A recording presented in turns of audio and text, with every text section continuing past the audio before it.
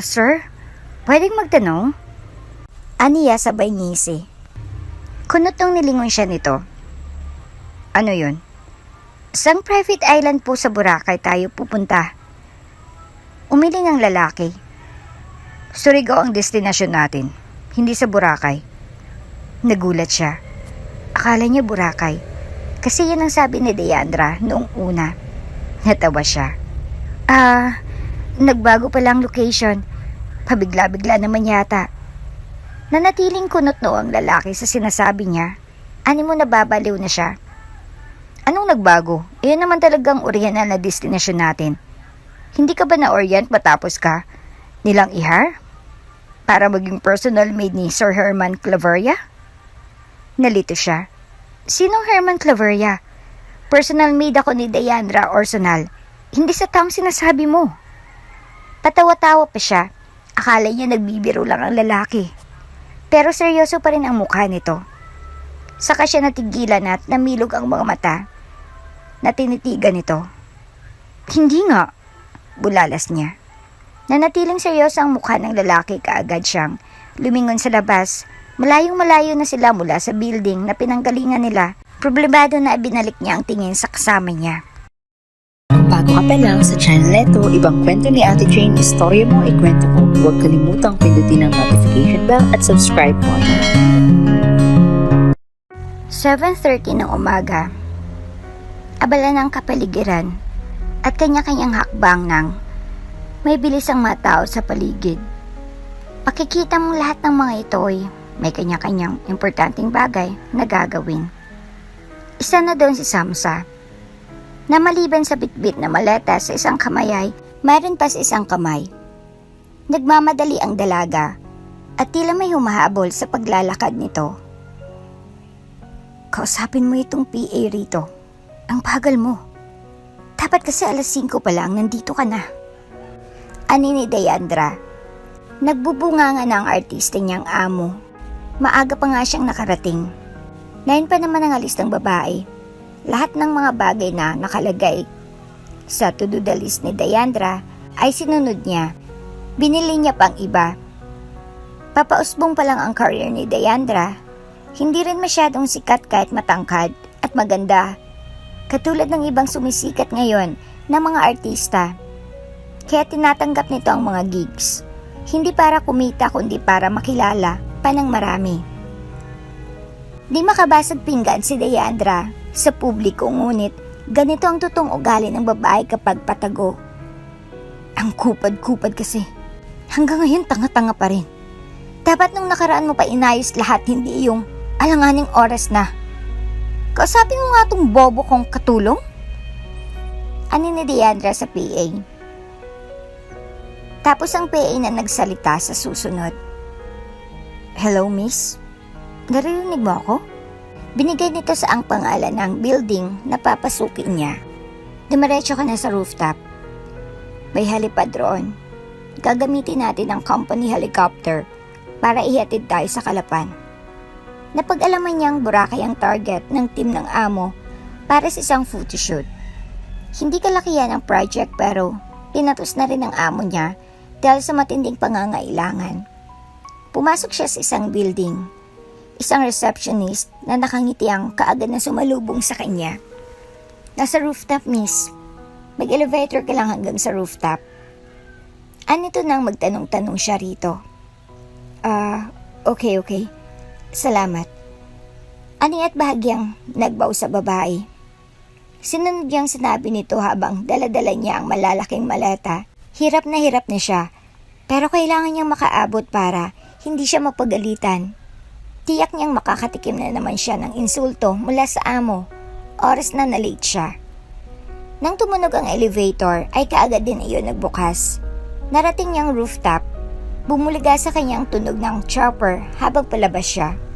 Akala niya ay 9 pa siya aalis. Bakit umaandar ng sasakyang panghimpapawid? Nandito ka na pala. Sige na, sakay na. Isang naka-black suit ang sumalubong sa kanya. Tinignan niya ang paligid. Walang amo niyang si Deandra. Naisip niya baka papunta pa lang ang babae. Kaya siya pinagalitan. Kasi ngayon talaga sila aalis. First time niyang sumakay sa chopper kaya medyo kabado siya. Fasten your seatbelt. Utos sa kanya ng lalaking nakasuit. Tumango siya at tinignan niya ang seatbelt niya. Kaagad niyang inayos iyon. Huminga siya ng malalim tapos tinignan ang labas. Papunta na kami ng private island. Copy. Tumunog ang radio ng isa sa kasama niya. Nilingon niya ito, kumunot ang noo niya nang mapagtantong hindi naman private island ang Boracay. Matapos ng lalaki sa kausap, ay nagsimula ng umangat ang chopper. Napahawak siya ng mahigpit sa seatbelt niya. Sobrang kabado siya lalo pat may takot siya sa mga heights. Kalaunan, habang nasa himpapawid sila, ay medyo kalmado na siya. Saka siya bumaling sa katabi niyang nakasuit. Sir, pwedeng magtanong? Aniya sabay ngisi. Kunot noong nilingon siya nito. Ano yun? Saang private island po sa Boracay tayo pupunta? Umiling ang lalaki. Surigao ang destinasyon natin, hindi sa Boracay. Nagulat siya.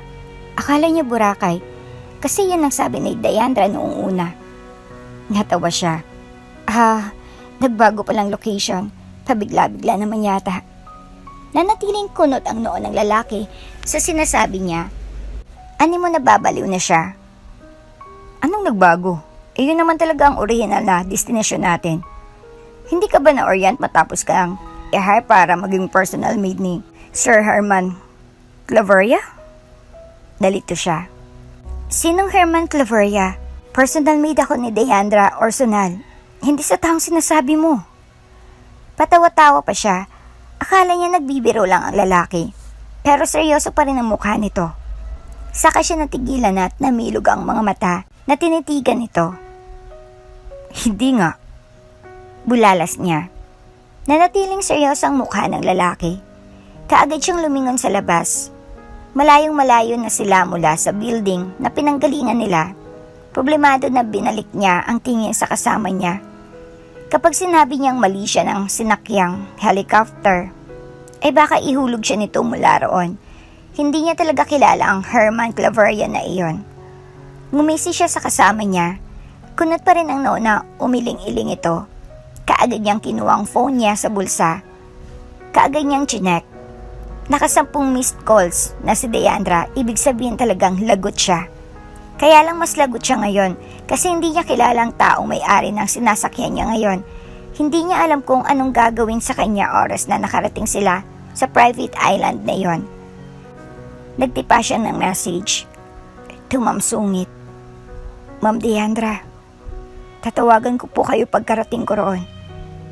Ano man ang mangyari sa akin, sana mabuhay po kayo ng payapa at masigla. Ingatan niyo pong health niyo. Malditang amo niya pero matagal na siyang personal maid ng babae. Kaya medyo napalapit na rin ang loob niya rito. Ilang saglit ay tumunog ang phone niya. Kaagad niyang pinatay ang tawag nito. Ilang saglit ay nag-send ito ng text. From Madam Sungit. Nasaan ka ng punyeta ka? Sa dami ng padamdam na ginamit ito ay tiyak niyang umuusok na ito sa galit. Kaya kaagad niyang pinatay ang phone. Pambihira. Mula sa puso ng text ko. Tapos re-replyan lang ako ng ganon. Napanguso siya. Nakagat niyang ibabang labi.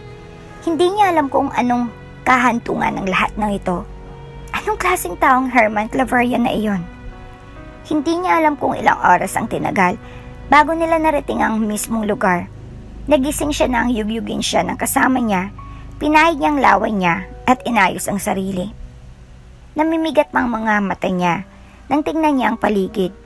Ilang saglit siya kumurap-kurap hanggang sa namilog ang mga mata niya nang makita kung gaano kagandang paligid. Sumunod ka sa akin.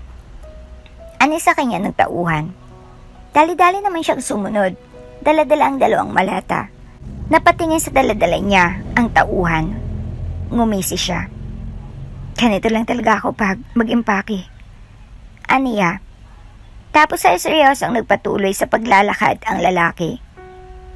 Hindi niya alam kung papaano siya makakaalis sa lugar na yon. Hindi niya alam kung papaano niya i-explain sa mga ito na hindi talaga siyang maid ng mga ito. Pumasok sila sa isang dambuhalang library na manghasya sa dami ng mga libro roon.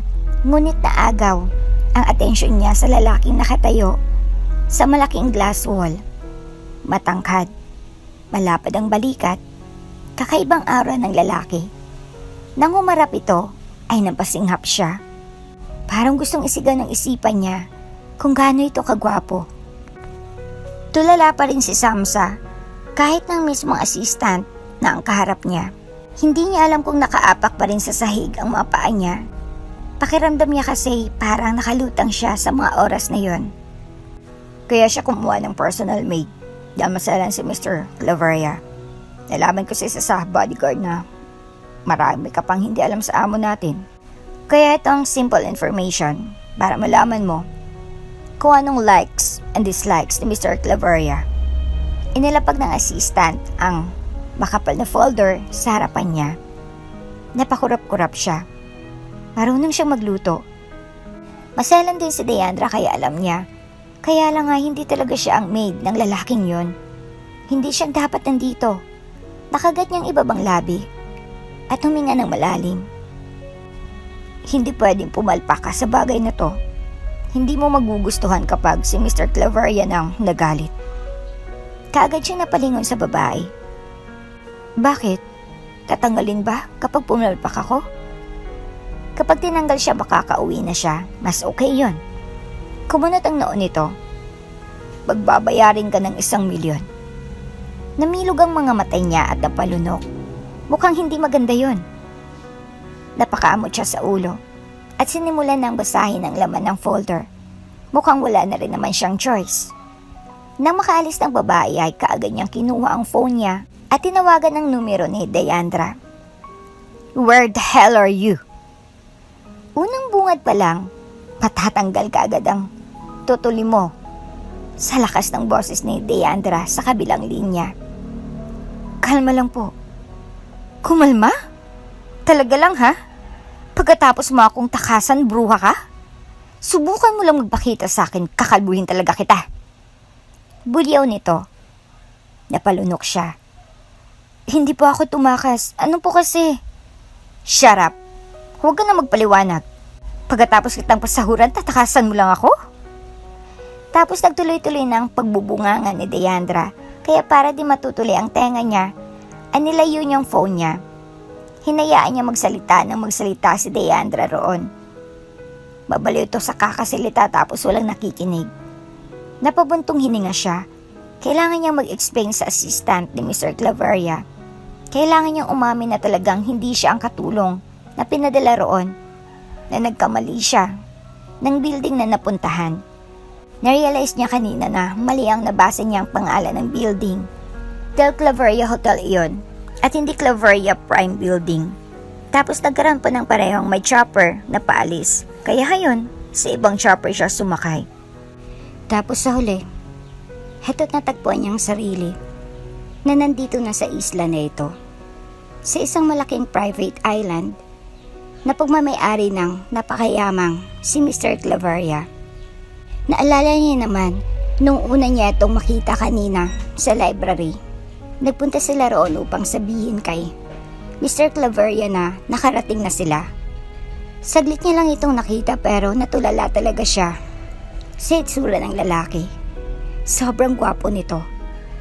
May mga nakatrabaho si Deandra sa mga poging artista. Ang iba ay model. Nakita niya na ang lahat, ang mga iyon ng malapitan. Oo, gwapo, malakas ang appeal pero parang may kulang. Ibang level talaga si Mr. Claveria. Parang gusto niyang hawakan ng lalaki sabay tanong, nang totoo ka ba? Tao ka ba talaga? Ang problema, nakakatakot daw magalit si Mr. Claveria. Kaya nga sa mga oras na yon ay kabado siya. Hindi pwedeng magstay siya roon kaya kailangan niyang kausapin ng assistant. Tama pong mga narinig niyo. Hindi nga po ako ang totoong maid na pinadala rito. Kasalanan ko po ito. Maling building ang napuntahan ko. Mabilis po ang mga pangyayari, hindi na ako nakapag-explain. Pagkatapos ganitong nangyari tapos hindi niya matuloy-tuloy ang sasabihin dahil sa kaba. Gulat na gulat pa rin ang assistant na si Miss Tongkatso. Ilang saglit ay iritadong na maiwang ito. Anong inaasahan mong gagawin ko? Anong gusto mong sabihin ko kay Mr. Claveria? Napuwin ka kasi nagkamali ka? Alam mo bang pinasok mo? Iritasyon at takot ang makikita sa mga mata ni Tonkatsu. Halatang hindi biro ang kinasadlakay niyang sitwasyon. Hindi ka uuwi. Namilog ang mga mata niya nang tingnan ang babae. Po? Total nandito ka na. Heto. Tapos ay may inilapag na papel si Miss Tonkatsu. Nagtaka siya nang tingnan ng blankong papel. Ilagay mong lahat tungkol sa naging trabaho mo. Lahat ng experience mo at background mo. Ano to tapos inabot sa kanya ang ballpen. Napilitan siyang ilagay ang lahat ng hinihingi nito. Tapos ay tiningnan si Miss Tonkatsu nang isulat niya. Tumango-tango ito at binalingan siya pagkatapos. Good. So kailangan mong samahan si Mr. Claveria for 1 month. Tatapusin mong 1 buwan dito at pwede ka nang umuwi nun pagkatapos. Aniya sa kanya ng assistant. 1 buwan? Napatayo siya sa gulat. Tumango si Miss Tonkatsu. Oo. O baka gusto mong sabihin ko kay Mr. Claveria ang lahat at pagbayarin ka. Pumili ka lang.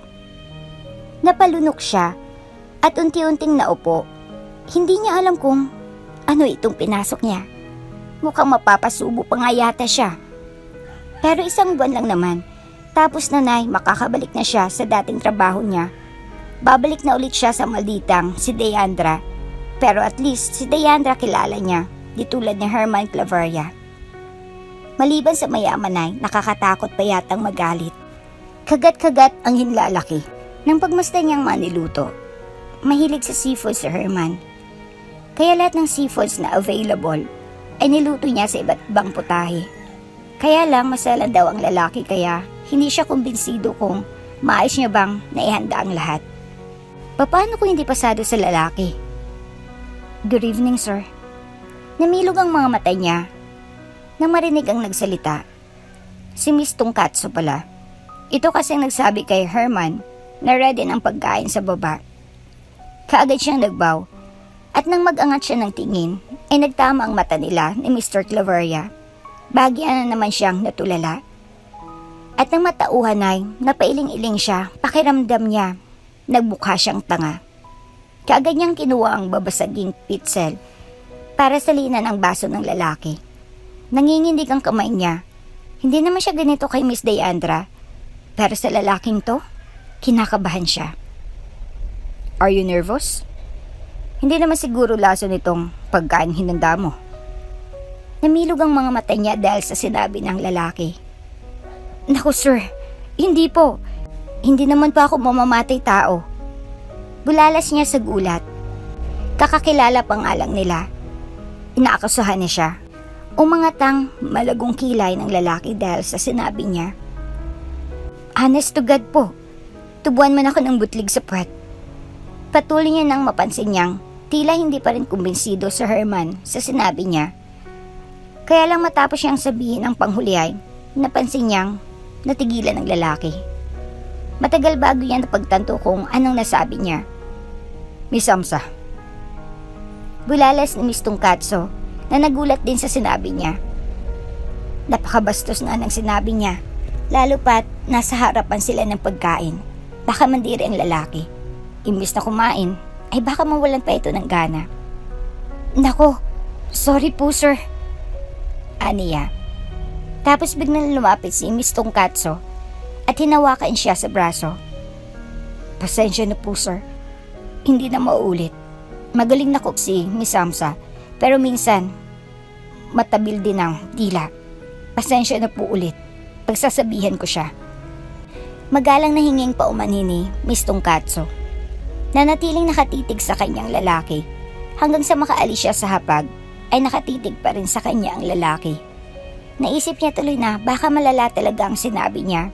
Sobrang ginalit niya yata ang lalaki para titigan siya ng ganon. Unang araw pa lang, tapos palpak kaagad siya. What more kapag natagal pa siya roon? Baka ipakain siya sa pating kapag mas lumala pa. Hindi na siya makakabalik sa dating buhay.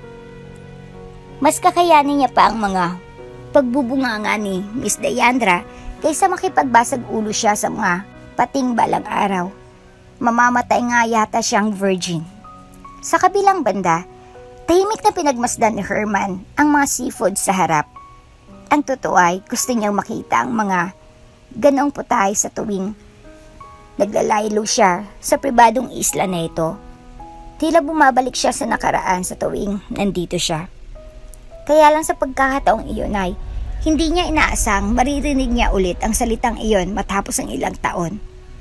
Honest to God, tubuan man ako ng butlig sa puwet. Umalingangaw ang salitang iyon sa isipan niya. Isang tao lang ang naalala niyang gumagamit ng ganoon. Sa isipan niya ay tumatak ang mukha ng batang babae na nakangiti. Ang batang iyon ay ang kababata niya na ilang taon niya nang hindi nakikita. Humugot siya ng malalim na paghinga.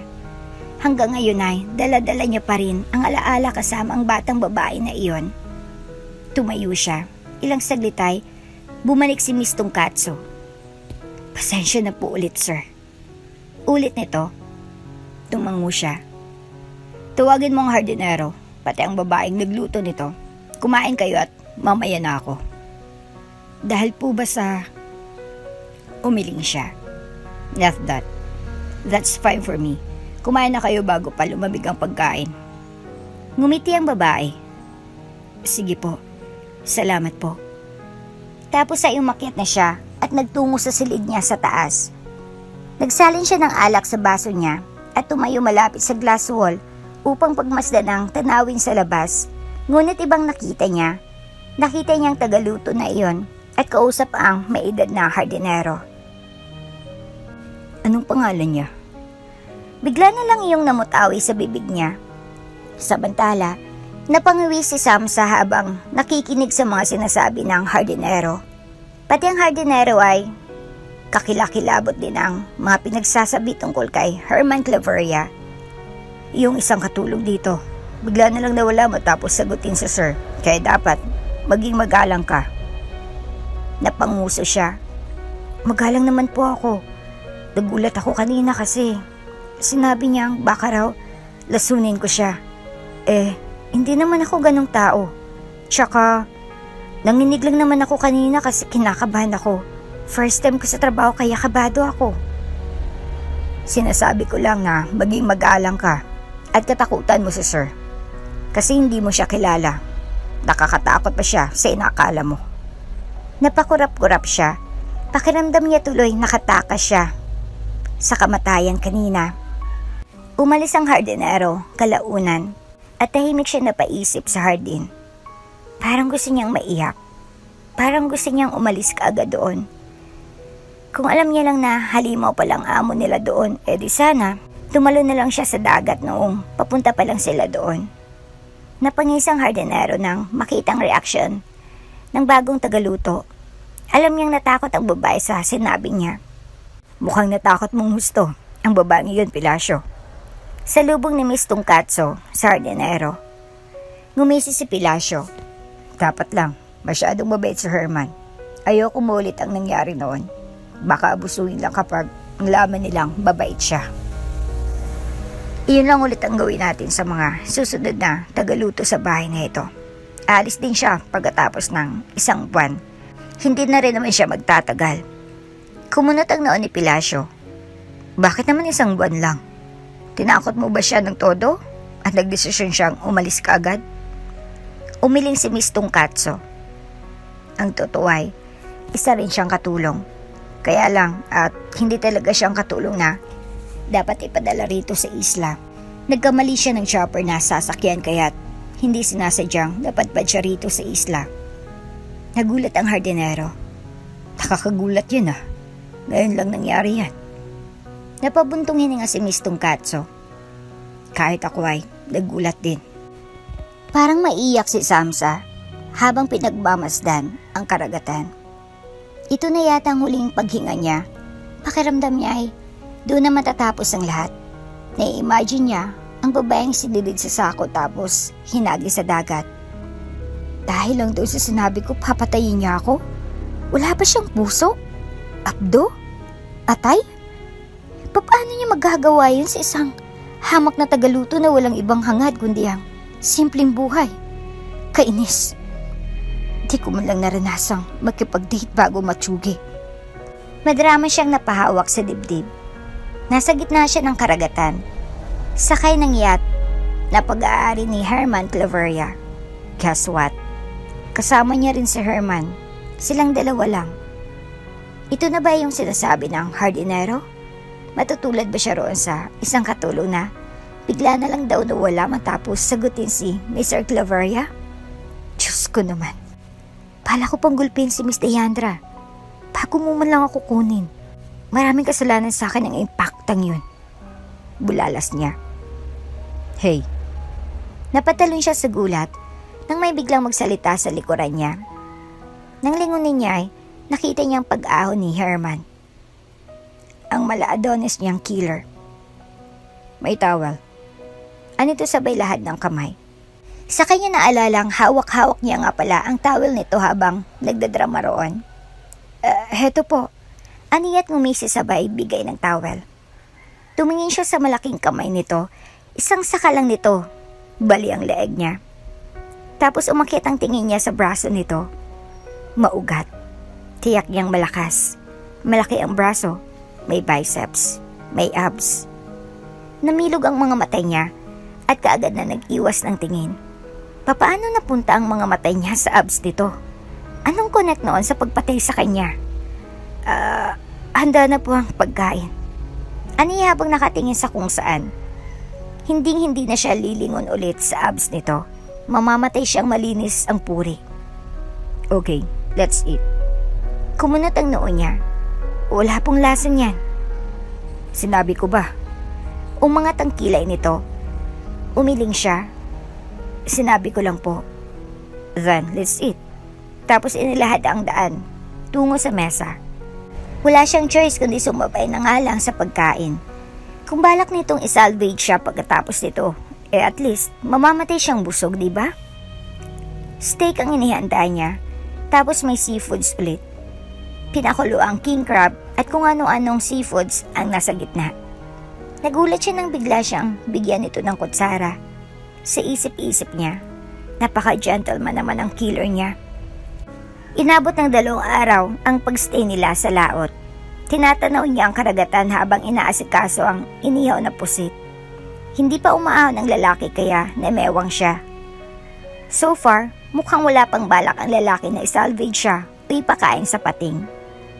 Ilang saglit ay napansin niya ang lumalangoy na lalaki papalapit sa yate. Nang makarating ito ay itinapon nito sa sahig ng yacht ang mga isda na huli nito. Hala, huli mo lahat to? Namamangha na tinignan niya ang mga isda sa lapag. Yeah. Simpleng sagot nito, sabay lapag ng pana nito sa tabi. Wow! Masarap isabaw lahat itong huli mo. Aniya, natuwa siya. Ngayon pa lang ulit siya nakakita ng preskong isda at bagong huli talaga. Natigilan siya at nagbalik sa isipan ang isang senaryo. Ang senaryo kung saan nakaabang siya sa dalampasigan at naghihintay ang bangka na palapit sa kinaroroonan niya. Naalala niyang naging buhay niya sa nakaraan bago siya humantong sa ganitong sitwasyon. Gawin mong gusto mo. Patuloy ni Herman habang pinupunasan ng towel ang katawan. Tumango siya habang nakatingin sa kawalan. Inaasikaso niya kaagad ang lulutuin. Lahat ng sangkap ay nihanda niya. Nang makapagluto ay sabay ulit silang kumain ng lalaki. Maayos ang hapon. Ang gabi ay tahimik, walang kahit na anong matatanaw sa malayo maliban sa kalangitan at karagatan. Nanatiling ganun hanggang 10 ng gabi, ngunit hindi nila inasahang hanggang doon lang ang kapayapaang iyon. Dahil ang mga sumunod na nangyari ay hindi nila inasahang pareho. Nagising siya sa malakas na alog ng yacht, kaya agad siyang lumabas. Tulala siya at hindi makagalaw nang makita ang malaking alon sa dagat. Malakas ang ulan na sinabayan pa ng kidlat. Tingnan mo ako. Tingnan mo ako. Huwag mong ipikit ang mga mata mo. Pakiusap. Huwag mong ipikit ang mga mata mo. Umalingango sa isipan niya ang mga salitang iyon. Manman. Manman. Wala sa sariling sambit niya. Nagbalik sa isipan niya ang mga nangyari noon. Ang trauma noon ay nagbalik nang makita niya ang malalaking alon sa harapan niya. Si Manman, ang lalaking halos magbuwis ng buhay para lang sagipin siya sa malalaking alon na ito noon. Ang lalaking ilang taon niya nang hindi nakita. Ang lalaking nanatili na lang sa kanyang nakaraan. Nabuhay muli ang malaking takot sa puso niya nang masaksihan muli ang eksenang ito. Ang alon na tila walang sinasanto. Ang malakas na ulan. Ang kidlat. Lahat ng iyon ay nagpanginig sa buong katawan niya. Samsa. Narinig niya ang boses ni Herman, pero hindi niya ito nilingon. Nanatili siyang wala sa sarili habang nakatitig sa mga alon. Basang-basa na siya ng ulan, ngunit wala siyang pakialam. Ang iniisip niya ay tatao bang yate at malulunod silang pareho. Kasabay nun ay ang panginginig ng mga daliri niya, hindi na siya makagalaw sa takot. Samsa. Hanggang sa biglang gumalaw ang yate at nadulas siya. Hindi niya na nagawang kumapit sa barandilya. Ang malala pa ay nabagok ang noo niya sa barandilya bago siya tuluyang nahulog sa tubig. Bumulusok siya sa tubig. Nagpanik siya. Kulang na lang lumuwa ang puso niya sa dibdib dahil sa lakas ng kabog niyon. Hanggang sa nanlabo ang paningin niya. Huling napansin niya ay may figura ng lalaking bumulusok sa tubig at lumangoy palapit sa kanya. Bumubuka ang bibig nito na animo may gustong sabihin ngunit hindi niya maintindihan. Hanggang sa tuluyan ng nagdilim ang paningin niya. Naglaho lahat at wala na siyang maramdaman pa. Muling nakita niya sa isipan niya ang mukha ni Manman. Nakangiti ang kababatay niyang si Manman. Paglaki ko, hahanapin kita. Pangako yan, Sasa. Iyon ang huling salita na pinanghawakan niya hanggang ngayon. Hanggang sa mga oras na ito ay umaasa siyang babalikan siya ng kababata. Umaasa siyang magkikita ulit sila. Kaya lang ay hindi yun nangyari. Kinagabihan, Sir Herman, walang malay ang babae habang nasa ere sila sakay ng helicopter matapos silang ma-rescue. Hindi malaman ang sugat sa noo ni Samsa, ngunit ipapasitiskan niya pa rin iyon. Gusto niyang manigurado. Ilang saglit ay narinig niya ang pag-ubo ni Samsa. Kaagad niyang dinaluhan ng babae. Wala ito sa sarili, namumutla at halatang takot na takot pa rin. Tumingin-tingin ito sa paligid. Nang makita siya nito, ay kaagad siya nitong niyakap. Napasinghap siya nang maramdaman ang init ng katawan nito. Pareho silang may tuwalya dahil basa pa ang mga damit nila. Nilalamig siya kanina ngunit naglaho iyon nang yakapin siya ng babae. Malulunod tayo. Nanginginig nitong sambit. Dahan-dahan niyang inangatang kamay at gumanti ng yakap. Tinapik-tapik niya ang balikat nito upang kumalma ito. Calm down. It's okay. Ligtas na tayo. Aniya sa malumanay na boses. Ramdam niya pa rin ang panginginig nito habang nakasubsob sa dibdib niya. Hanggang sa nakatulog ito habang yakap-yakap niya. Saka lang naging kalmado ang paghinga ng babae. Nakaramdam siya ng guilt. Pinilit niya itong sumama sa kanya kahit alam niyang may possibility na sumama ang panahon. Napansin niyang may trauma si Samsa sa ganun nang makita niya ito kaninang tulala habang nakatingin sa mga alon. Pagkarating nila sa islay, diniretso ko agad siya sa loob ng mansyon. Buhat-buhat niya ang babae. Kitang gulat sa mga mukha ni na Miss Tungkatso at Manong Pilasyo. Pakiasikaso sa kanya, Miss Tungkatso. Maya-maya ay darating ang family doctor upang i-check ang kalagayan niya. Aniya kay Miss Tungkatso. Opo, sir. Tapos ay kaagad na sumunod sa kanyang assistant. Dinala niya ito sa silid niya upang doon muna mamahinga ang babae. Hindi alam ni Samsa kung papaano pa pakiharapan Sir Herman matapos siyang malaman ang nangyari. Nagising siya sa silid ng lalaki kinabukasan at nalamang inasikaso siya ng mga ito sa bahay hanggang sa magising siya. Kasalanan niya naman yun. Dinala-dala niya pa kasi ako sa dagat. Aniyat na panguso. Nagigilty rin siya. Inisip niya pa man din na masama ito noong una. Mabait naman pala talaga. Nagdrawing siya ng bangka tapos may sakay na 2 tao. Babae ang isa at lalaki ang isa. Napangiti siya habang pinagmamasdan ang ginuhit sa buhangin. Matapos ang nangyaring yun ay hindi na siya masyadong nagpapakita kay Herman. Siyempre, nahiya siya sa lalaki. Hindi niya kayang pakiharapan nito. Matapos siyang magluto ay kaagad siyang aalis sa kusina. May isang beses na hindi niya nalagyan ng kutsara at tinidor ang plato ni Herman bago umalis. Dahil sa pagmamadali, marami siyang nakaligtaan. Kakain na tayo. Anis sa kanya ni Manong Pilasyo, ang hardinero roon. Tumango siya pero nakatago siya sa likod ng haligi ng mansyon. Kumunot ang noo ni Manong Pilasyo nang mapansin na nakakubli siya roon. Ano bang pinagtataguan mo riyang bata ka? Hinila siya nito na ikinabigla niya. Kaagad siyang umatras at nagtago ulit. Kumunot ang noo ng matanda sa reaksyon niya. May ginawa ka bang hindi maganda? Umamin ka. Ano ito na inakusahan pa siya? Namilog ang mga mata niya. Wala po bakit para may kinakatakutan ka riyan? Umiling siya. Wala naman. Sumilip siya ulit tapos nang mapansin na wala na si Herman sa kusina ay kaagad siyang lumabas. Naku, bigla akong nagutom. Kain na po tayo. Aniya sa matanda sabay una sa paglalakad.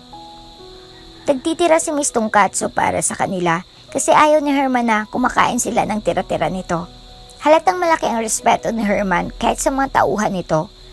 Magana siyang kumain habang panay ang sulyap sa kanya ni na Miss Tungkatso at Manong Pilasyo. Wala siyang pakialam sa mga tinging pinupukol ng dalawa. Basta't gutom siya, kakain siya. Matapos siyang kumain at nakapag-ayos sa kusina, ay dumiretso siya sa dalampasigan at humiga-higa sa lounge. Doon malapit sa niyog. May dala siyang takip para paglaban sa lamig ng hangin sa dalampasigan. Kalmado ang paligid, hindi ganun kalakas ang hangin. Maraming bituin sa langit at malaki at maliwanag ang buwan. Kumuha ulit siya ng stick tapos gumuhit ulit kung ano-ano sa buhangin hanggang sa gumuhit ulit siya ng bangka katulad ng ginuhit niya kaninang umaga. Laman ng bangka sa guhit niya ang 2 bata na lalaki at babae. Manman. Banggit niya sa pangalan ng lalaking bata sa bangka. Ang babae ay siya, tapos ang lalaki ay si Manman. Tapos ay bumalik siya sa pagkakahiga sa lounge at pumikit hanggang sa hindi niya namalayang nakatulog na siya roon. 7 p.m. nang mapansin na Herman ang paglabas ni Samsa mula sa mansyon. Nagpatuloy siya sa pagtipa sa laptop niya. Sa isang taon ay 1 beses niya lang ginagawa ang pagbabakasyon sa isla. Kaya lang hindi niya maiwasang tanggapin ang ibang trabaho lalo na kapag kailangan na kailangan ang tulong niya. Habang ginagawa ang ibang papeles ay panay ang sulit niya sa monitor. Umabot ng 11 p.m. Pero hindi niya napansing pumasok si Samsa sa loob. Kaya tiningnan niya ang review sa CCTV sa hallway papasok sa maid's quarter. Pero wala talagang Samsa na pumasok maging sa banda roon. Ang pamilyar na kaba ang kaagad niyang naramdaman. Kaagad siyang tumayo upang tawagan ang tauhan na nakatoka sa mga CCTV sa buong isla. Check all your monitors. Aniya sa tauhan na may kahalong kaba. Nagtagis ang bagang niya. Hindi niya alam kung anong pumasok sa kokote ng babaeng iyon para umalis ng gabi. Tumawag muli ang tauhan niya upang ibalitang natuntunan nito ang lokasyon ni Samsa. Nasa dalampasigan po, sir. Anito? Kaya kaagad siyang umalis. Dalang flashlight. Kahit alam niya kung saan matatagpuan ang babae ay kabado pa rin siya. Mabilis ang mga hakbang niya hanggang sa makarating siya sa dalampasigan. Sa huli nakita niya si Samsa. Nakahilata sa lounge sa dalampasigan. May takip na tela.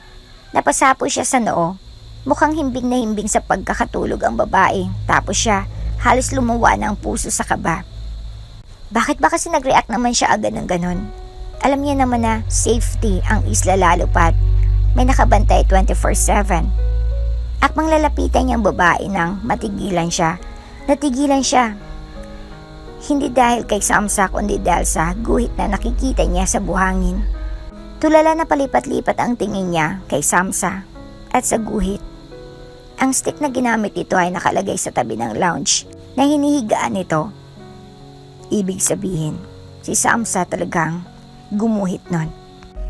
19 years ago, tahimik na pinagmasdan ng 9 years old na si Samsa ang karagatan matapos niyang ilapag ang stick na ginamit niya sa pagguhit. Nakasuot siya ng puting damit na may bulaklak na guhit sa dulo. "Huy, Sasa!" Kulat na napatayo siya at nilingon ang yaya niyang si Kikay. Salubong na naman ang kilay nito nang tingnan siya nito. "Ate!" Bulalas niya at kaagad na tumakbo palayo. Agad siyang hinabol ng yaya niya. "Halika rito! Tumakas ka na naman. Ang tigas talaga ng ulo mong bata ka. Alam mo naman na magagalit ang mami at daddy mo pero ayaw mo pa rin makinig. Ang tigas-tigas talaga ng ulo mo. Samsa Isabel Alande." Sigaw ng yaya niya. Natatawa siyang tumakbo. Sa dalampasigan, bitbit ang tsinelas niyang kulay pink na may decorations na bulaklak na pink din. Nang mapansin niya na malayo pa si Kikay na yaya niya, ay huminto siya saglit para tanawin ang paparating na bangka. Hayon at dumating ng mga bangkero na siyang nag-aalaga sa fish cage nila. May negosyo silang palaisdaan, kaya lang hindi fish pond iyon kundi fish cage. Nasa laot kasi ang pinagawang fish cage upang doon alagaan ang mga isda na binebenta nila.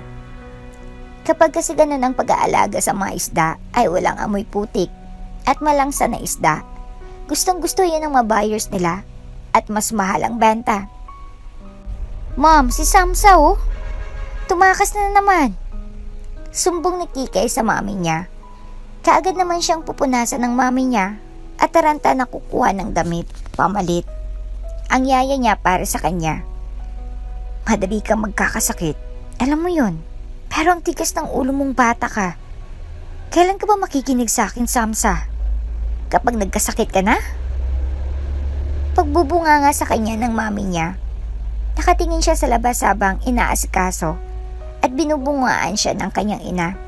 Sanay na siya at araw-araw yung ginagawa ng mami niya kaya baliwala sa kanya yon.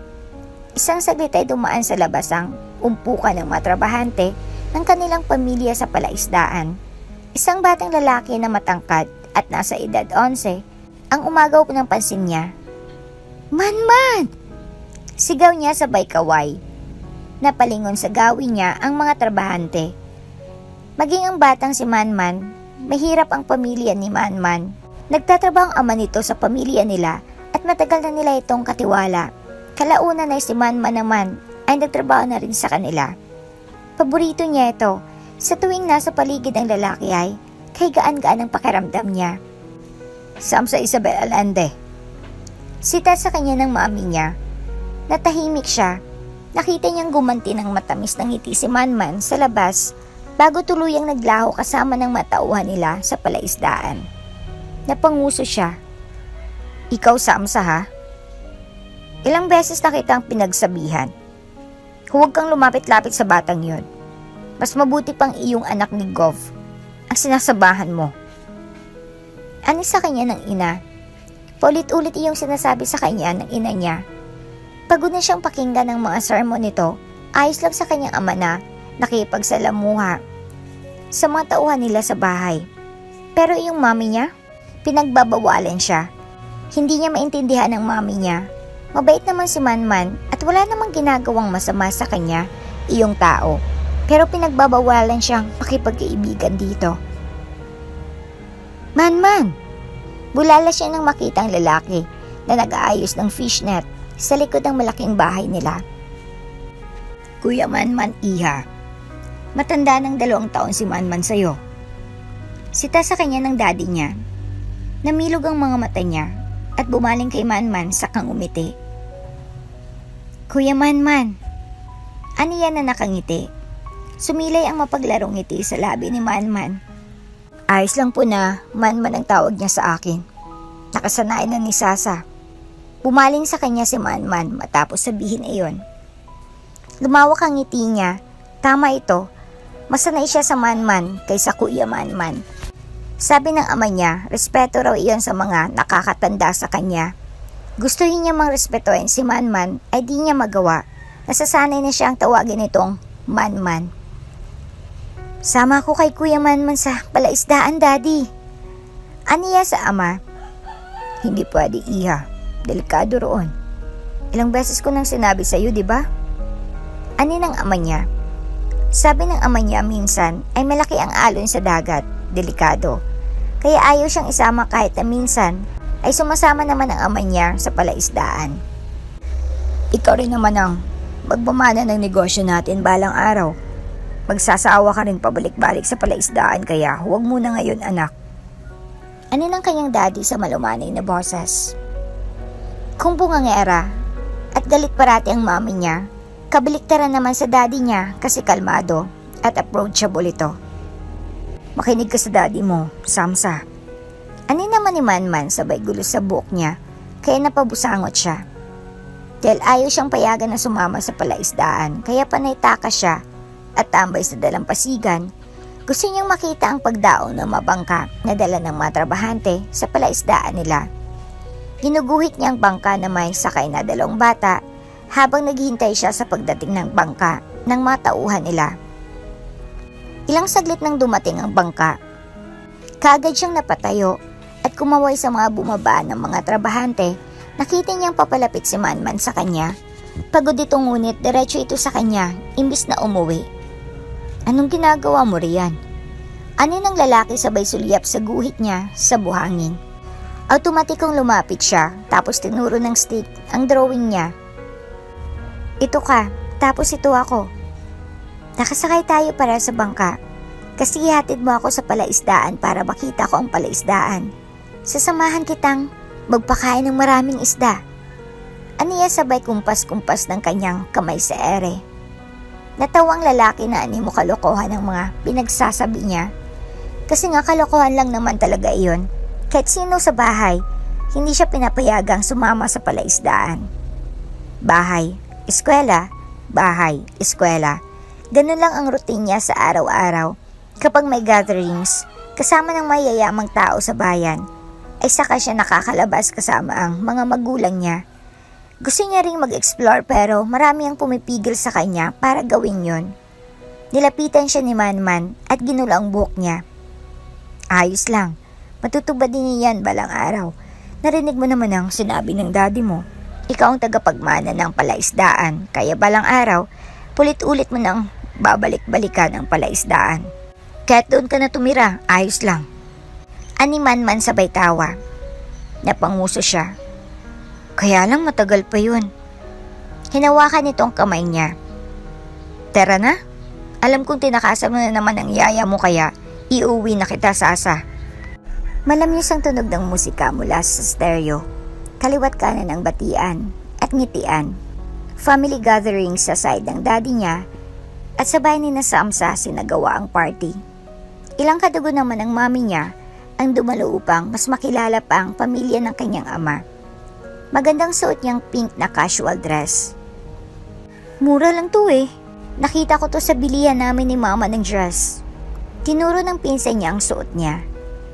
Mihilig pala sa murang mami mo, Samsa Isabel? Diba rich kayo? Bakit murang dress mo? Sabat naman ang kaibigan ng pinsan niya. Napayuko siya, kaya ayaw niyang nakikipag-usap sa mga pinsan niya dahil ganito ang parating outcome. Parating kinukumpara siya sa iba. Parating minamalit ang mga mayroon siya. Ayaw niya ng ganun at nasasaktan siya. Wala naman siyang alam sa mga damit. Wala ring kaso sa kanya kung mura o mahal ang suot niya. Hindi niya naman kasi alam na nagmamatter sa kasuotan niya ang presyo ng mga gamit niya. Hindi naman kasi siya materialistic. Hindi tulad ng mga ito. Nahagip ng tanaw niya si Manman. Kaagad siyang umalis sa umpukan ng mga pinsan niya at nagmamadaling magtungo sa kinaroroonan ng kababata. Manman, tawag niya pero hindi siya pinakinggan ng lalaki. Nagtaka siya pero sinundan niya pa rin. Hanggang sa nakita niya itong malabas ng bahay. Maayos ang pananamit nito, maayos ang bihis para sa party. Kaya lang, atawan nito ng pamilya nila kaya't kailangan nitong tumulong sa mga trabaho sa loob. Man! Tawag niya ulit ngunit sa pagkakataong ito ay naabutan niya ang lalaki. Kita niyang gulat sa mga mata nito nang makita siya. Bakit nandito ka? Baka hanapin ka sa loob. Mag-aalala sa iyo ang mami mo. Anito, tapos ay sumuliap sa likuran niya. Aalis ka na ba? Di ba? Di pa tapos ang party? Nalulungkot niyang saad. Hindi na nga siya close sa mga pinsan niya tapos iwan pa siya ni Manman sa party. Pinapauwi na kami. Ikaw, hindi ka pa ba matutulog? Ani ng lalaki. Kaya pala dahil pinapauwi ng mga ito. Wala man lang dala o ano si Manman. Hindi rin siya sure kung nakakain man lang ito. Pwede naman ako matulog na, kaya lang ayoko muna. Tumango-tango si Manman. Kung ganon, hintayin kita doon sa niyugan sa unahan. Tanaw ko ang teresa ng silid mo, kaya kapag matutulog ka na, kumaway ka lang muna roon, saka ako aalis. Namilog ang mga mata niya, ibig sabihin ay hindi siya iiwan ni Manman. Hintayin siya nito hanggang sa umakyat siya sa taas at matulog. Napangiti siya at bumalik na sa party. Ayaw ni Manman na makita ng magulang niyang magkasama sila. Bumalik siya sa loob at kumuha siya ng malaking plato. Nilagay niya lahat sa plato ang pagkaing makikita niya sa mesa, tapos patagong umalis siya sa party. Dumiretso siya sa kinaroroonan ni Manman. Hirap na hirap pa siya sa paglalakad kasi may dala siya. Natanaw niyang anino ng lalaki na umayos kaagad ng tayo nang matanaw siya. Nakangiti na kumaway siya, tsaka masaya siya nang makarating.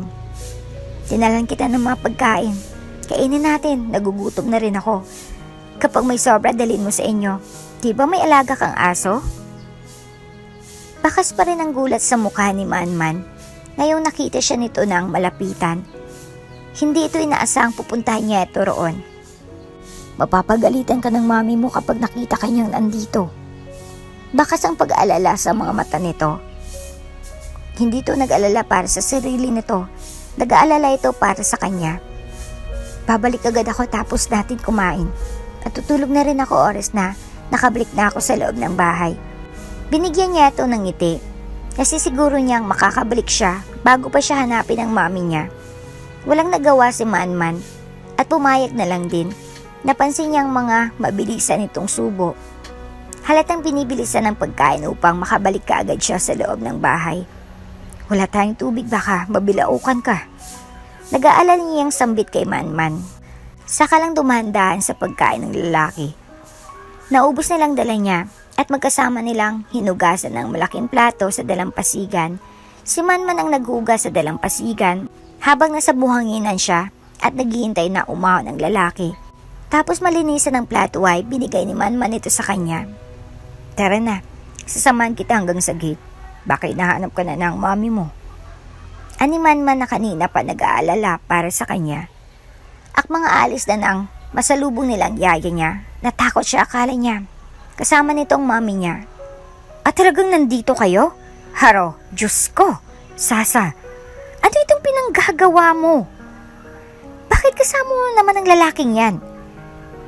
Hindi pa ba sapat ang mga paalala ng mami mo sa'yo?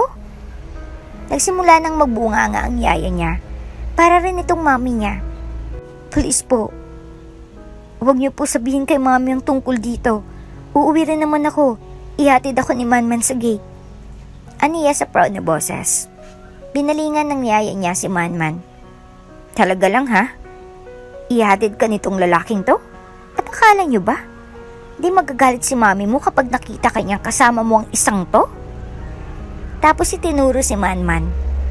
Hindi na siya nakapalag nang bigla na lang siyang hinila nito palayo kay Manman. Nilingon niyang lalaking nagulat din sa biglang pagsulpot ni Kikay, ang kanyang yaya. Tinatanaw na lamang siya ni Manman habang papalayo. Nang makapasok siya ng bahay, ay kaagad siyang tumakbo paakyat. Nagtaka ang ibang mga bisita sa biglaang pagtakbo niya paakyat sa taas. Dumiretso siya sa teresa ng silid niya, tapos dumungaw siya roon at kumaway. natitiyak niyang nakikita siya ni Manman ngayon. Malaya na itong uuwi kahit kailan ito gusto. Palingalinga si Samsa habang nakatayo sa labas ng bahay. May hinihintay siyang lumabas mula sa likuran ng bahay. Mula roon ay isang daan papasok sa kagubatan kung saan nakatirik ang bahay ni Manman. Halika na! Tawag ng yaya niya sa kakarating lang na sasakyan. Iyon ang maghahatid sa kanya sa school. Siya ay may sasakyan na maghahatid sundo, samantalang pwede naman sana niyang iangkas kasabay si Manman, pero ayaw ng mami niyang malapit sila sa isa't isa. Kaya't hindi ito pinapasabay sa kanya. Kaya lang kapag wala ang mami niya, ay pinapasakay niya si Manman, kaya lang hindi pa lumalabas ang lalaki at mukhang may ginagawa pa. Tara na, Samsa! Ani ulit ang yaya niya na sinasabayan pa ng busina ng kanilang driver. Kaya napilitan siyang sumakay. Mamamalingki rin ang yaya niya kasama ang driver para sa bahay. Kaya hindi dapat siya nagtatagal, baka madamay pang mga ito. Nang mapadaan siya sa paradahan ng tricycle, ay kinalabit niya ang driver nila. Pababa po ako saglit dito, kuya. Mabilis lang ito, makakaalis din tayo kaagad. Aniya sa driver. Dahil sa pangungulit niya, kaya napilitan pumayag ang driver niya, kaagad siyang bumaba ng mapayagan na kalaunan. Nilapitan niya ang tricycle driver na alam niyang nakatira sa barangay nila. Kilala nito si Manman at tiyak niyang alam din ito kung saan nakatira ang bata. Kuya, pwede niyo po bang kunin si Manman? Babayaran ko po kayo. Aniya sa driver. Nagulat din ito kasi ang batang tulad niya ay humingi ng pabor dito. First time lang kasi nito na tumanggap ng deal mula sa batang tulad niya. Kaya lang kailangan mo akong bayaran, bata. Ani ng driver sabay ngisi. Siyempre alam naman na kailangan iyon. Opo. Tapos dumukot siya ng 100 mula sa bulsa niya. Tapos dumukot pa ulit siya ng isang papel ng 100 ulit. Itong isa para ngayon, itong isa para bukas. Kunin niyo rin ulit si Manman bukas para ihatid sa school. Nag-thumbs up ang driver, ibig sabihin ay maayos ng pinagkakasunduan nila, saka siya bumalik sa sasakyan nila. Anong ginagawa mo roon? Bakit kausap mo yung mama kanina sa labas? Usisa ka agad sa kanya ng yaya niya na alam niyang nag-aalala lang din sa kanya. Wala naman po. Ngumisi siya.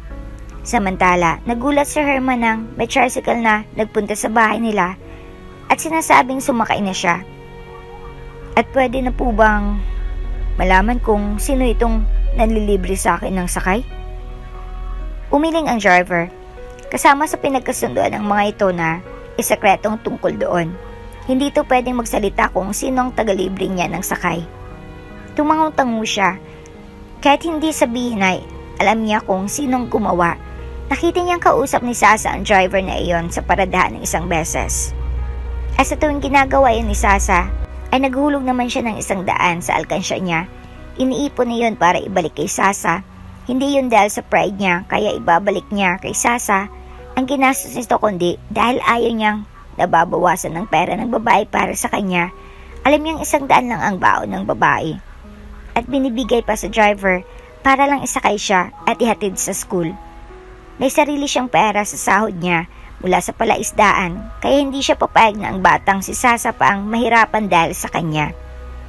Dumaan sa classroom nila ang nag-iisang si Sasa, tahimik at nakayuko dahil mahiyain ito. Sa paaralan na iyon, siya lang ang itinuturing nitong kaibigan dahil na rin sa pagiging introvert nito. Niya itong mag-approach sa ibang bata. Hindi masyadong nakakasalamuha ng iba si Sasa dahil kinukulong ito ng ina sa malaking mansyon.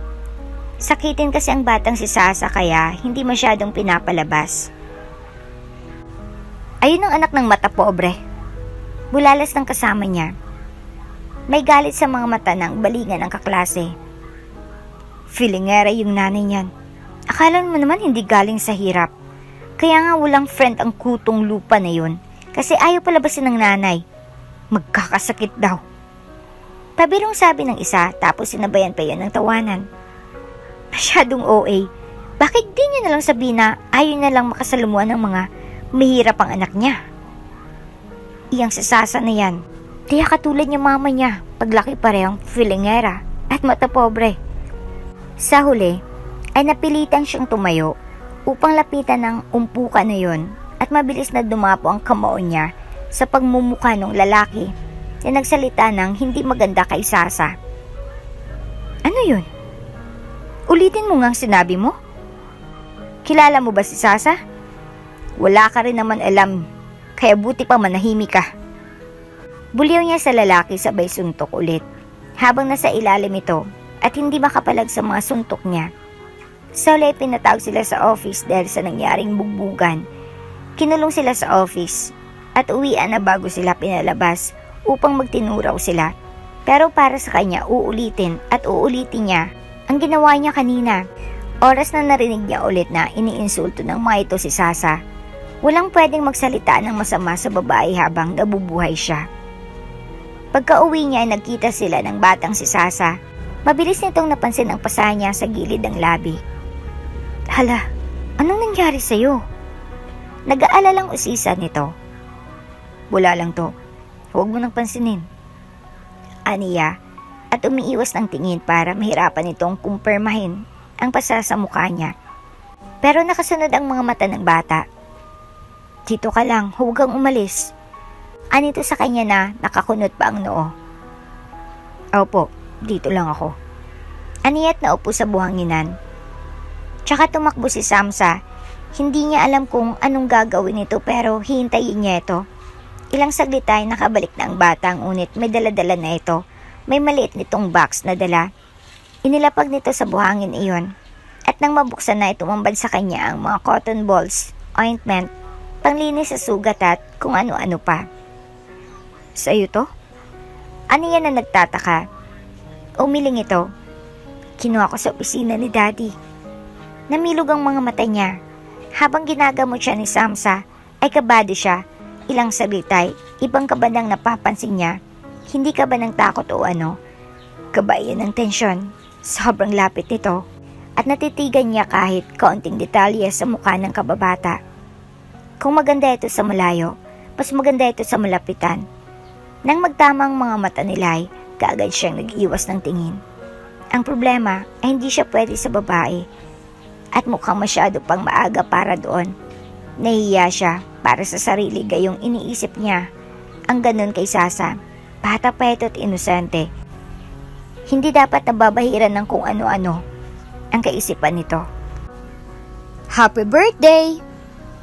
Napangiti si Manman nang unang bumati ang mama niya. Katatapos lang nila sa pag-aasikaso sa malit nilang handa. Hindi sila makapagyaya sa mga katrabaho nila sa bahay kasi isang manok Tagalog lang, preskong isda at soft drinks ang meron sila sa hapag. Sinabaw ng mama niya ang manok Tagalog at inihaw ang preskong isda na maaga nilang hinuli ng papa niya sa laot. Ngunit kahit ganoon ay masaya siya dahil kahit papaano'y may konting handa. Mga bandang 3 p.m. na nang magsimula na magdasal ang kanyang ama para mag-umpisa silang kumain. Sana bigyan niyo po ng malusog na pangangatawan ng aking anak.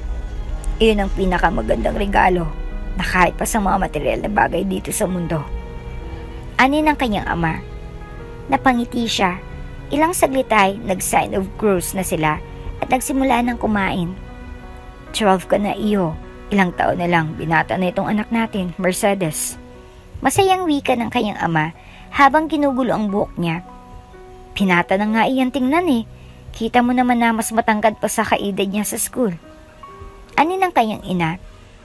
Hindi matangkad ang kanyang ina ngunit maganda. May lahi itong Chinese. Ang ama niya mismo ang matangkad. Sa side naman ng kanyang ama ay may dugong Spanish dahil sa ninuno nilang nalahian ng Spanish noong Spanish era dito sa Pinas. Pero yung may itsura ang mga magulang niya, lalo na ang kanyang ama na kilalang babaero. Nung kapanahunan nito, tumino at nagbago ito nang makilalang kanyang ina. May mga batang babae sa klase nila na nagbibigay sa kanya ng mga letters pero hindi niya sineseryoso. Wala sang mababaeng iyon ang nagpapatibok ng gusto sa puso niya. Nako, si Sasa ba iyon? Napatayo ang mama niya nang may mapansin sa labas. Sinalakay ng kabang puso niya nang marinig iyon sa ina. Kaagad siyang umalis sa kinaupuan upang tumungaw sa bintana. At natanaw niya ang batang si Sasa na kumakaway sa malayo. "Papasukin mo, Manman!" Ani ng kanyang ina nang magdesisyon siyang lumabas upang salubungin si Sasa. Mabilis siyang nakarating sa kinatatayuan ng babae. Nakangiti si Sasa nang makarating siya. "Pumasok ka sa bahay." Aniya na nautal pa sa unang pagkakataon. Umiling ang babae. "Babalik din ako kaagad. Hanapin ako ni Mami at Daddy." Tumango-tango siya. Naiintindihan niya. Tiyak niyang tumakas na naman kasi ito. Kung pwede niya lang ipagpaalam si Sasa para manatili sa kanila. Kaya lang ay tiyak niyang ang ina nito ang pinakaunang hahadlang at magagalit. "Nagpunta lang ako rito para sa bagay na to." Tapos ay may nilabas si Sasa na bagay mula sa bulsa. Kahit iyon, binuksan nito iyon at tumambad sa paningin niya ang kwintas na may pendant na seashell. "Maganda, diba? Itong seashell niya. Ako mismong naghanap. Ikabit ko na rito." Hindi na nito natapos ang sasabihin dahil bigla niya itong niyakap. Sobrang natuwa siya sa ginawa nito. Iyon palang pinakaunang beses na nakatanggap siya ng regalo. Tapos ang mas nagpapa-espesyal dito ay si Sasa ang unang gumawa nun. "Salamat," aniya at napapikit habang yakap-yakap ito. "Ganun mo ba kagustong binigay ko?" May tuwa sa tono ng boses nito. Tiyak niyang hindi nito inaasahan na matutuwa siya sa simpleng bagay na iyon. "Happy birthday, Manman," anito habang yakap-yakap niya pa rin. Kaagad na umalis ang babae matapos ang lahat. Ngunit tila hindi siya makaalis sa kinatatayuan niya na natili siyang nakatayo habang nakatanaw sa tumatakbong si Sasa. Gabi na silang natapos at tinulungan niya ang kanyang ina sa pagliligpit.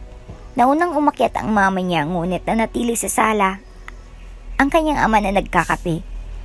"Papa, hindi ka pa po ba matutulog?" Ilang saglit ang dumaan bago ito nagsalita. "Iyong anak ni Samuel, huwag mong ligawan iyon paglaki. Huwag na huwag kang magkakamaling pormahan niyon. Alam kong nagbibinata ka na, pero huwag na huwag mong susundan ang yapak ko." Nilingon siya ng ama.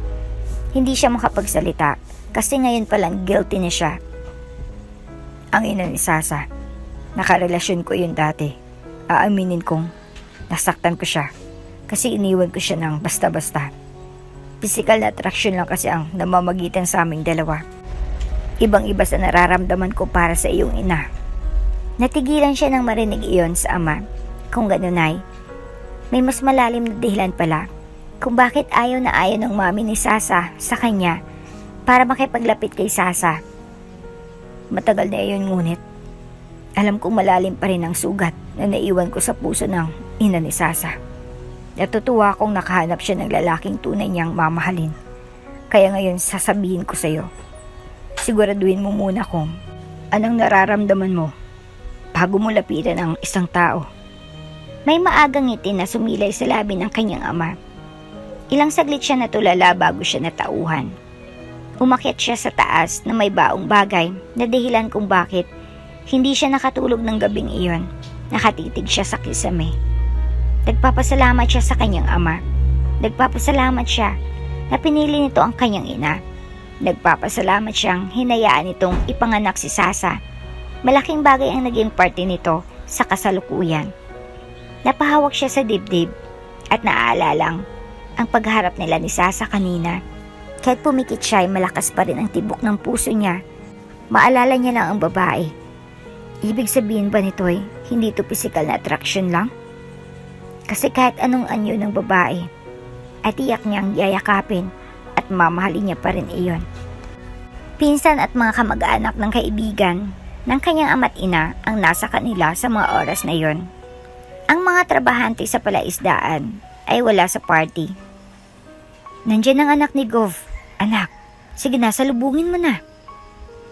Halos ipagtulakan siya ng ina para lang makalapit sa entrada ng kanilang bahay. Hindi niya naman talaga close ang sinasabi nitong anak ni Gov.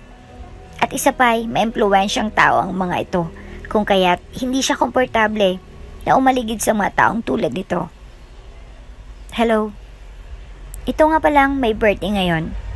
Adin ang kanyang ina na ipinakilala kaagad kay Gov. Napalunok siya at ngumiti.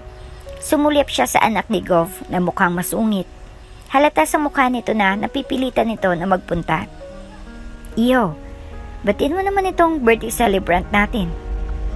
Anin ang ama nito? Kumunot ang noon nito. Hindi pa ba ako aalis? Naghintay ng mga barkada ko sa labas. Imbis na ngumiti at bumati ay, iyon ang naging tugon ng lalaki. Nakita niya kung paano ito. Sinamaan ang tingin ng ama. Napalunok siya. Gayon palang mas lumala ang pagkailang niya sa sitwasyon nila. Pagpasensya niyo ng anak kong ito. May palakaibigang ngiti na binitawan si Gov. Samantalang nakabusangot pa rin ang anak nito. Naiwan sila ng anak ng Gov sa isang mesa. Ngunit para silang tahimik at walang maibalak sa kanilang makipag-usap. Naalala niya si Manman, iba pa rin kapag iyong taong komportable ka ang kasama mo. Hanggang sa nagdesisyong umalis si Gov kasama ang anak nito na hanggang sa mga oras na yon ay nakabusangot. Saka lang siyang nakahinga ng maluwag-luwag. Napagod siya matapos ang party. Bandang 7 na ng gabi natapos ang naturang party. At naisip niyang magtungo sa teresa ng silid. Hanggang sa biglang napansin niya ang ilaw sa unahan. Sa ilalim ng puno ng niyog may nakaupo. Namilog ang mga mata niya at napagtanto kung sinong taong nakaupo sa ilalim ng niyog. Kaagad siyang nagbihis at tumakas. Patakbo siyang nagtungo sa spot kung saan nakita niya ang ilaw kanina. Manman? Ani habang binibilisan ang paglalakad palapit sa kinaroroonan nito. Hanggang sa natanaw niya ito sa unahan, napangiti siya at mas binilisan pa ang paglalakad. Nakita niyang kumawa ito at tumayo dala ang lampara sa isang kamay. Manman! Ani yan na nakangiti. Kanina nalungkot siya kasi wala ito sa party niya, ngunit natabunan na ng saya ang lungkot nang makita niya ito ngayon. Happy birthday! Anito. Salamat. Mas lumawak ang ngiti niya nang mapagmasdan ito sa malapitan. May regalo ako sa'yo. Anito. Tara. Namilog ang mga mata niya at kaagad na sumama sa lalaki. Hinawakan nito ang kamay niya habang binabagtas nila ang dalampasigan. Panay ang sulyap nito sa kanya at nagpapalitan sila ng ngiti sa tuwing tatamang kanilang mga mata. Excited na excited siya sa regalo na sinasabi nito. Ilang saglit ay nakarating sila sa kinaroroonan ng mga bangka. Nagpapasalamat ako. Tinuruan ako ng amo ko sa pagpapatakbo nito. Kaya ngayon, pwede na kitang isakay rito. Anito, hindi siya makapagsalita. Hindi siya makapaniwala sa sinasabing iyon ng lalaki. Niintindihan niya ang gusto nitong ipahiwatig at abot langit ang saya sa puso niya nang mapagtanto ang sinabi nito. Talaga bang? Tinakpan niya ng palad ang bibig upang mapigilan ng nagbabadyang luha. Tumangong lalaki. Gusto kong tuparin ang matagal mo ng pangarap. Hindi niya na napigilan ang luha kalaunan dahil tuluyan na itong nahulog. Kaagad na pinunasan ni Manman iyon. Shh, tama na. Anito, ilang saglit ay inalalayan na siya nitong sumakay sa bangka. Manghang-mangha siya habang nakaupo siya sa bangka. Yun ang first time na naupo siya roon. Iyon na yata ang pinakamasayang kaarawan niya. Ilang saglit ay pinandar na nito ang bangka. Mas lalong lumawak ang ngiti niya nang maramdaman ng paggalaw nito. Unti-unti na silang lumalayo sa dalampasigan kalaunan. Halos kalahating oras ang tinagal bago nila narating ang palaisdaan. Bumulaga sa kanyang napakalaking palaisdaan. Nandito ang ilang libong bangus. Tinuro ni Manman ang maisda sa kabilang kulungan. May ibang kulungan pa rin itinuro ang lalaki. Hindi niya kilalang iba sa mga iyon. May dirty kitchen, ang palaisdaan at doon sila nag-ihaw ng isda na kinuha ni Manman sa fish cage. Nagtagal sila ng isang oras roon. Pagkatapos siyang kumain ng inihaw na isda, ay nagdesisyon na silang bumalik. Bago pa mapansin ng yaya niya na wala siya sa higaan niya. Hindi maalis ang ngiti sa labi niya habang pabalik na sila. Ilang saglit ay tumigil ang bangka at nagtatakang nilingon niya si Manman. May kinuha itong kung ano sa bulsa nito. Tinitigan nito iyon bago inilahad sa kanya. Heto, nakalimutan kong ibigay sa'yo. Anito, namilog ang mga mata niya na mapagtanto kung ano iyon. Isang bracelet na gawa sa pearl. Ako mismo ang sumisid niyan. Matagal-tagal ko bago nabuo. Pasensya ka na kung ngayon ko lang nabigay. Anito, namamangha siya habang pinagmamasdan iyon. Kung tutuusin ay, mas maganda pa iyon kumpara sa binigay niya rito. Ang ganda! Aniya, habang pinagmamasdan iyon. Kinuha ni Manman sa kanya iyon at ito mismo nagsuot sa pulsuhan niya. Napangiti siya sa lalaki tapos binalik niya ang tingin sa bracelet at namangha doon. Ang ganda nito tingnan sa pulsuhan niya. Natutuwa akong nagustuhan mo. Anito, tumango siya. Oo naman, sobrang ganda kaya. Tapos nakakabilib. Ikaw pa pala talagang sumisid dito sa dagat. Nagsimula ng paandarin ulit ang bangka habang kinukwento ni Manman ang karanasan nito sa pagsisid sa ilalim ng dagat upang makakuha ng perlas. Hindi nila namalayan ang parating na unos. Malayo pa sila sa pampang nang biglang kumidlat. Kasabay ni Yunay bumuhos ang ulan. Nagsimulang lumakas ang hangin hanggang sa mismong alon na ang nagwawala. Napakabit siya sa gilid ng bangka nang biglang gumalaw ang malakas na bangka. At muntik nang itaw-bito ng malaking alon. Kumapit ka lang, Sasa. Malapit na tayo sa pangpang. Malakas na sigaw ni Manman na halos hindi niya na marinig dahil sa malakas na ulan at kidlat. Mas binilisan itong pagpapatakbo sa bangka.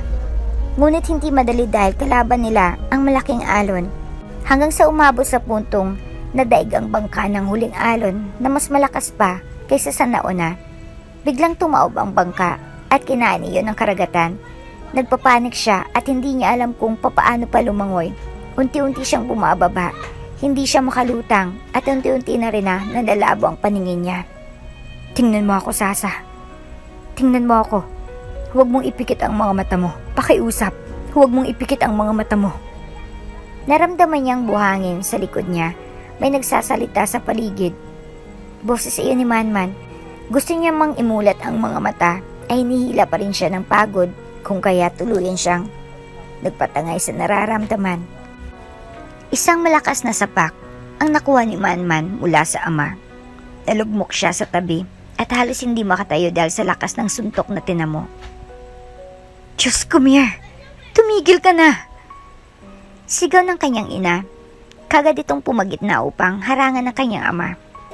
Tiyak niyang bubugbugin pa siya nito kung di lang humarang ang mama niya. Ngayon lang nagalit ng ganito ang kanyang ama. Kahit kailan, ay hindi siya nito sinaktan. Ngayon lang talaga. At masasabi niyang dapat lang sa kanya iyon. Kasi kasalanan naman talaga niya ang lahat. Kung di niya sana dinala si Sasa sa palaisdaan, ay hindi mangyayari iyon. Parang nasa ospital ang ama ni Sasa. At si Sasa dahil nang malaman nitong may nangyaring masama kay Sasa, ay natake ito sa puso. Samantalang si Sasa ay muntik nang mamiligro kaya't nasa ospital hanggang sa mga oras na yon. Gusto niyang saktan ng sarili. Parati niyang sinisisi ang sarili sa mga nangyari. Parati niyang sinasabing sana pwedeng ibalik ang oras. Gusto niyang baguhin iyon upang hindi na mangyari iyon. Hindi ka lalabas ng bahay ngayon. Hindi ka sasama sa palaisdaan.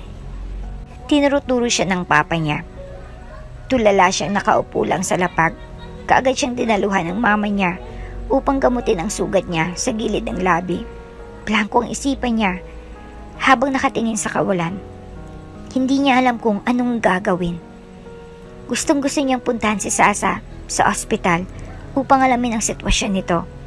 Nag-aalala siya sa babae. Nagigilty rin siya dahil nandun din ang ama nito sa ospital.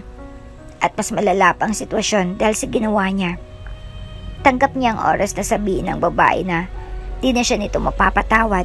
Hinahanda niya na lang ang sarili. Oras na dumating ang araw na yon. Masakit pero kailangan niyang tanggapin. Kasalanan ng anak mo ito. Kung hindi lang sana siya nagpadulos-dalos. Masyado siyang bilib sa sarili niya. Narinig niya ang mga pagbubunganga ng ama niya isang umaga. Kausap nito ang kanyang ina sa sala. Marami naman dyan na pwedeng lipatan, Mir. Huwag mo na sanang sisihin ang anak mo. Buliyaw ng nanay niya na pinapanigan siya. Narinig niyang pinapaalis na sila ng pamilya ni Sasa sa lupain ng mga ito. Matagal ng katiwala ng pamilya ang kanyang ama, kung kaya't binigyan sila ng oportunidad na magpatayo ng bahay sa mismong lupain ng mga ito. Ngunit ngayon ay wala ng ama ni Sasa.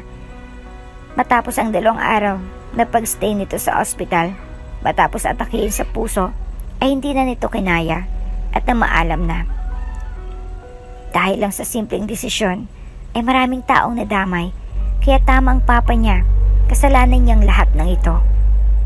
Papalayasin sila roon at tatanggalin pa sa trabaho ang kanyang ama.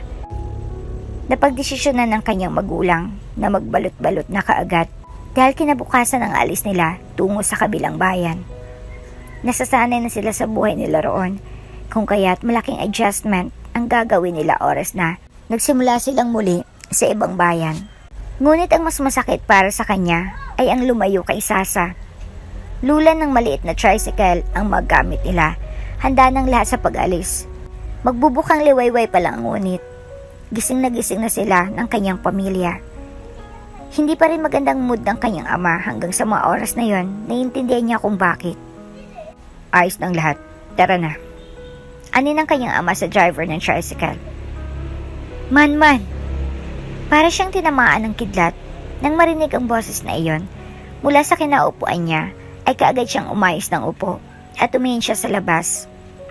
Tara na. Ani ng kanyang ama na tila ayaw siyang bigyan ng tsansa upang makita ang taong tumawag ng pangalan niya. Sige na, umalis na tayo. Segundo ng kanyang ina. Ma. Gulat na binalingan niya ang ina. Hanggang sa tumakbo na nga ang tricycle. Nakikita niya sa side mirror si Sasa. Kahit na malaki nang naging kasalanan niya rito, ay heto pa rin ang babae at gusto siyang makita sa huling pagkakataon. Sumunod si Sasa sa tricycle. Ilang beses siyang umiling at sinubsob ang mukha sa bag na dala upang di makitang eksena na iyon. Man! Sigaw ni Sasa sa malayo habang umiiyak.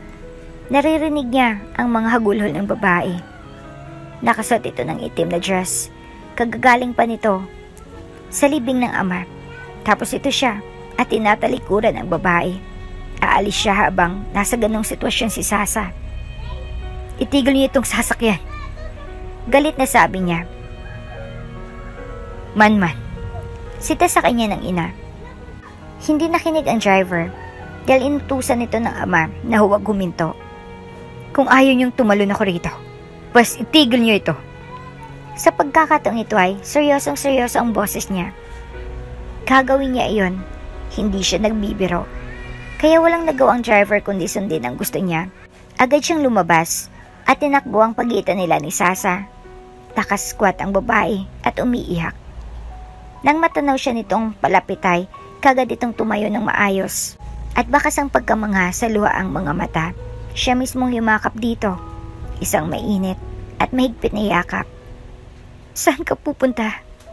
Kakausapin ko si mami na huwag kayong paalisin. Basta huwag mo akong iwan. Anito habang humihikbi. Umiling siya. Kailangan ko itong gawin. Kailangan namin itong gawin, Sasa. Mas lalong humagulhol si Sasa.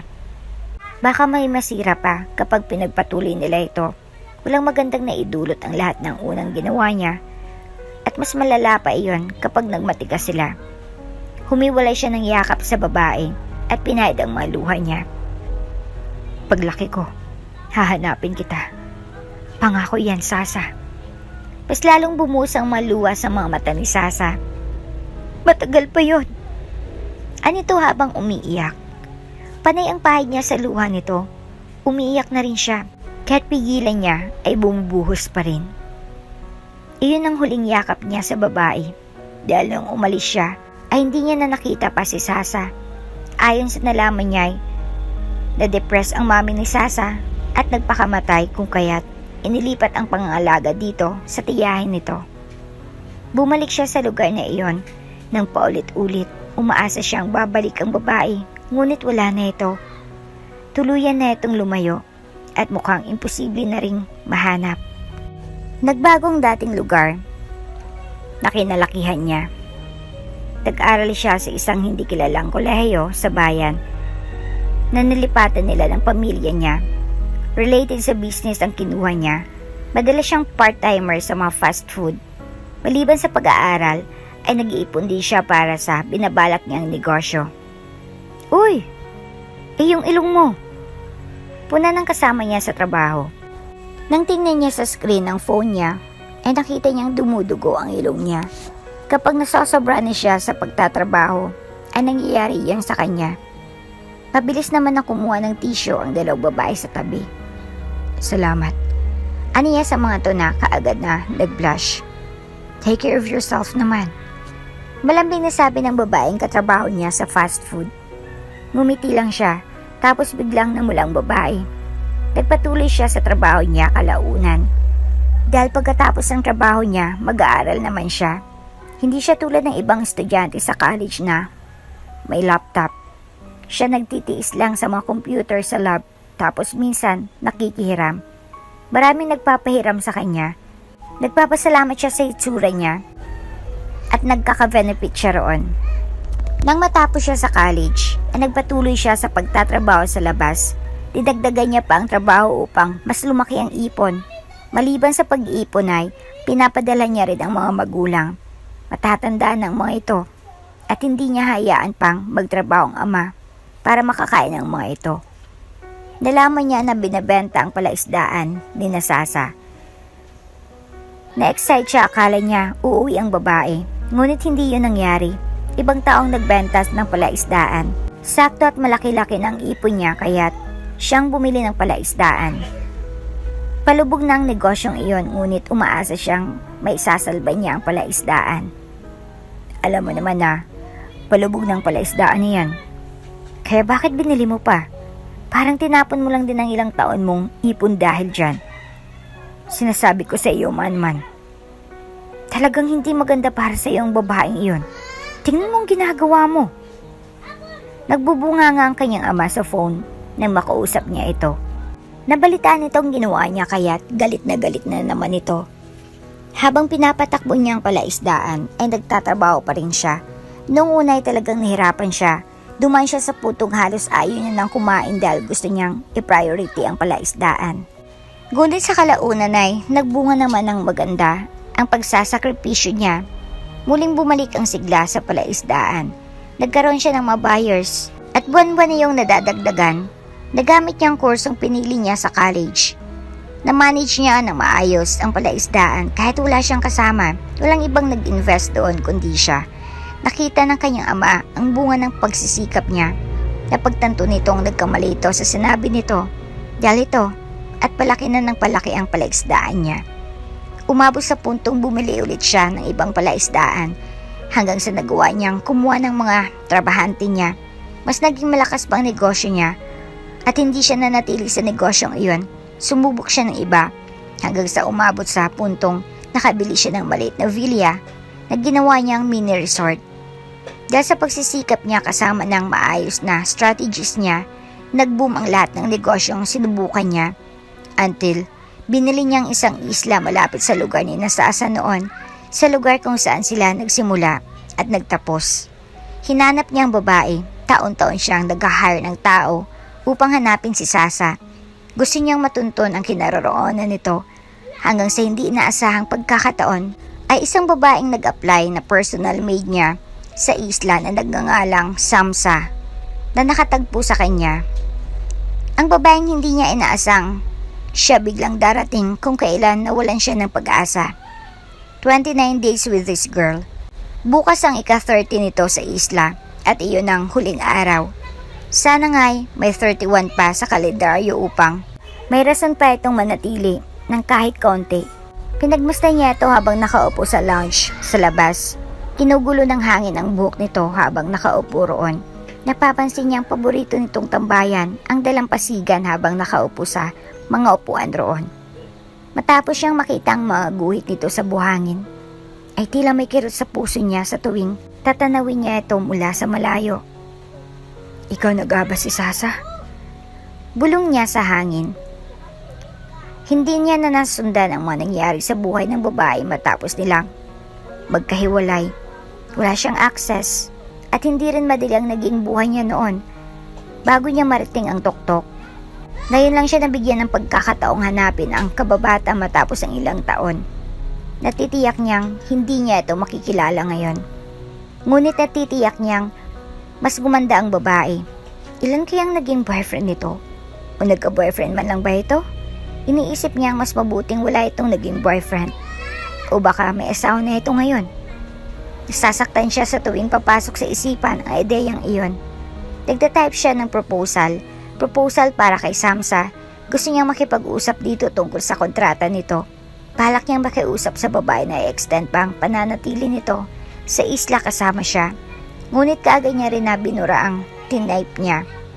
Pakiramdam niya ay hindi magandang gawin iyon. Deserve naman itong makauwi sa pamilya nito pagkatapos ng nakakabangungot itong buhay sa isla na iyon kasama siya. Ilang saglit ay pumasok si Miss Tongkatso. Ngumiti siya rito. Ang babae nasa edad 50. Matagal na ito sa kanya at tinuturing niya na itong pangalawang ina. Ito ang nag-aasikaso sa lahat ng kailangan niya. Tapat ito sa trabaho at kapamilya na rin ang turing sa kanya. Naghanda na si Miss Samsa. Titingnan niyo po ba ang mga gamit niya bago natin siya paalisin bukas? Anito? Bumuntong hininga siya. Siguro'y alisin na natin ang role na iyon, Miss Tongkatso. Huwag na natin pakialaman pa ang mga bags nila kapag aalis sila sa isla. Tumango ang babae. Kung ngayon pong gusto nyo, masusunod po. Gumiti siya at binalik ang mga mata sa ginagawa. Bumuntong hininga siya. Mukhang hindi niya mapipigilan ang babae bukas. Tumingin siya sa labas at natanaw muli ang babae na nakahiga sa lounge. Tumingala si Samsa. Tinatangay ng malakas na hangin. Mula sa chopper ang kanyang buhok. Mahigpit ang hawak niya sa kanyang malaking traveling bag. Kahit pa paano'y mamimiss niya ang isla. Hindi siya nabagot o ano, sa halipay. Nagustuhan niyang kapayapaan doon. Sa huling pagkakataon ay pinagmasdan niyang paligid. Ang asal na karagatan at ang puting buhangin, ang payapang kalangitan, at malumanay na hampas ng mga alon sa dalampasigan. Lahat ng magandang bagay na nakikita ng kanyang mga mata ay tatalikuran niya na at hindi siya makapaniwala. Hanggang sa napansin niya ang pares ng matang nakatingin sa kanya, si Mr. Hernan Claveria. Ngumiti siya at lumapit dito. Kinuha niyang kwintas na ginawa niya kahapon. Kabebeng pendant niyon. Sa ganung paraan niya man lang maipakita ang pasasalamat niya rito. Salamat po sa pagtanggap niyo sa akin at sa pagligtas niyo sa buhay ko, Mr. Claveria. Ipinakita niya rito ang kwintas na gawa niya. Natigilan ito matapos makita ang kwintas na bigay niya. Pakiramdam niya tuloy ay masyadong cheap ang bigay niya kaya't nagulat ito. Pasensya na kung ito lang ibibigay ko. Kung ayaw niyo, ayos lang po. Hindi rin naman kasi ito kamahalan. Natigilan siya nang pigilan nito ang kamay niya sa akmang pagbawi niya sa kwintas na bigay niya. No, it's fine. Hand me that. Anito tapos tinuro ang kwintas. Nagulat siya, akala niya ay hindi nito nagustuhan ang bigay niya. Napangiti siya at binigay sa lalaking kwintas. Tsaka siya nagbaw upang ipakita ang pasasalamat at respeto. Tsaka siya umalis sa tuluyan nang pumasok sa chopper. Maayos siyang nagstay sa isla. At kahit pa paano'y nakapagpahinga siya mula sa masungit niyang amo sa syudad. Naisip niyang baka manibago siya. Oras na nakabalik siya sa dating trabaho. Nang magsimula ng umangat ang sasakyang panghimpapawiday, kumaway siya sa mga ito. Napansin niyang panlalambot sa mga mata ni Herman habang nakatitig sa kanya habang unti-unti siyang nilalayo ng sasakyan mula rito. Natigilan siya nang magbalik sa alaala ang mga mata ng taong importante sa kanya 19 years ago. Ganun din ang emosyon na bumalati sa mga mata ng taong iyon bago siya nito iniwan at hindi na nagpakita pa. Paglaki ko, hahanapin kita. Pangako iyan, Sasa. Umalingangaw ang salitang iyon sa isipan niya. Inalis niyang tingin kay Herman at bumuntong hininga. Naramdaman niya ang sakit at sikip sa dibdib niya. Matagal na yun kaya bakit siya naapektuhan pa rin hanggang ngayon? Binalik niyang tingin sa isla nang mapansin niyang malayo na siya rito. Unti-unti itong lumiit sa paningin niya at habang lumiliit iyon ay tila pasikip naman ng pasikip ang kanyang dibdib. Ganito kayang naramdaman mo nung iniwan mo ako? Nasaktan ka rin ba noong makita mo akong palayo ng palayo sa paningin mo? Aniya, naani mo kausap niya si Manman. Sumilay ang mapait na ngiti sa labi niya. Hindi niya inaasang magbibigay ng malalim na sugat ang pag-ibig sa batang puso niya. Batang pag-ibig, madaling maglaho at magbago, madaling kalimutan, kaya lang kasinungalingan lang ang lahat ng iyon. Dahil hanggang ngayon apektado pa rin siya. Iyon ang dahilan kung bakit wala pa siyang boyfriend hanggang ngayon. Dahil nakakulong pa rin siya sa nakaraan. Dahil mahal niya si Manman, 18 years old na siya nang ma-realize niyang mahal niya pala talaga ito. Na hindi lang simpleng pangungulila ang nararamdaman niya rito. Parang ang hirap lang paniwalaan na ganito pala siya magmahal. Dumiretso siya sa inuupahan niyang bahay. Maingay na ulit ang paligid. May wifi siya kasi may signal. Nakapag-update siya ulit sa social media accounts niya. Nakapanood ulit siya ng mga nakakatawang videos sa YouTube. Kaya lang, hindi maalis isipan niyang hitsura ni Herman. Saglit siyang titigil sa panonood at tutunganga sa kisame. Habang hinahayaan ang sariling balikan ng huling segundo, palayo siya kay Herman. Sa kanya napagtantong tila may kakaiba sa mga matang iyon. Nabulabog lang ang pagmumuni-muni niya nang biglang nag-ring ang phone niya. Nakita ko sa post mo. Nakarating ka na palang ingrata ka. Napakurap-kurap siya. Tsaka niya tiningnan ang screen ng phone niya. At doon niya napagtantong si Deandra pala ang kausap niya. Saka lang siya nagbalik sa realidad na nakarating na siya. At balik na naman siya sa maingay at magulong bundok kasamang maldita niyang amo. Pumunta ka agad dito sa bahay. Lagot ka sa akin ngayon. Within 30 minutes dapat makarating ka kaagad dito. Anito tsaka binaba ang tawag. Teka, hello? Hello, Miss Deandra. Patay na talaga ang tawag. Napakamot siya sa batok at iritadong umalis siya dala-dalang pitakan niya. Samantala, nasa tawag si Herman nang pumasok ang kanyang assistant. Tumango siya kay Miss Tungkacho nang makitang dala nito ang paborito niyang black coffee. Kumusta ang pinapahanap ko sa inyo? Aniya sa katawag. Actually, may lead na kami sir. Sa tagal ng panahon ay natagpuan na rin namin. Mahirap siyang hagilapin. Tumango-tango siya at nagbitiw ng malalim na paghinga. Sa wakas ay nakaramdam siya ng kaginhawaan. Ilang beses silang na-mislead. Umabot sa puntong nawalan na siya ng pag-asa. Isasend namin ng information. Pakitingnan na lang. Nagtungo siya sa laptop niya at binuksan iyon. Nakita niyang bagong dating na email. Binuksan niya iyon at bumulaga sa kanyang pamilyar na mukha ng babae na nasa files. Siya po ang hinahanap niyo. Iyong Sasa po. Ilang beses kaming nag-imbestiga pero sa huli, sa kanya kami bumabalik. Siya pong babaeng hinahanap niyo. Anito sa kabilang linya, natulala na lamang siya. Parang naglaw lahat ng lakas sa katawan niya nang matitigan ng itsura ng babae na pinadala ng private investigator. Sir? Untag ng kausap niya. Saka lang siya natauhan. Thank you. Sige, titingnan ko pang ibang files. Nangingindig ang kamay niya na binabaan niya ang phone.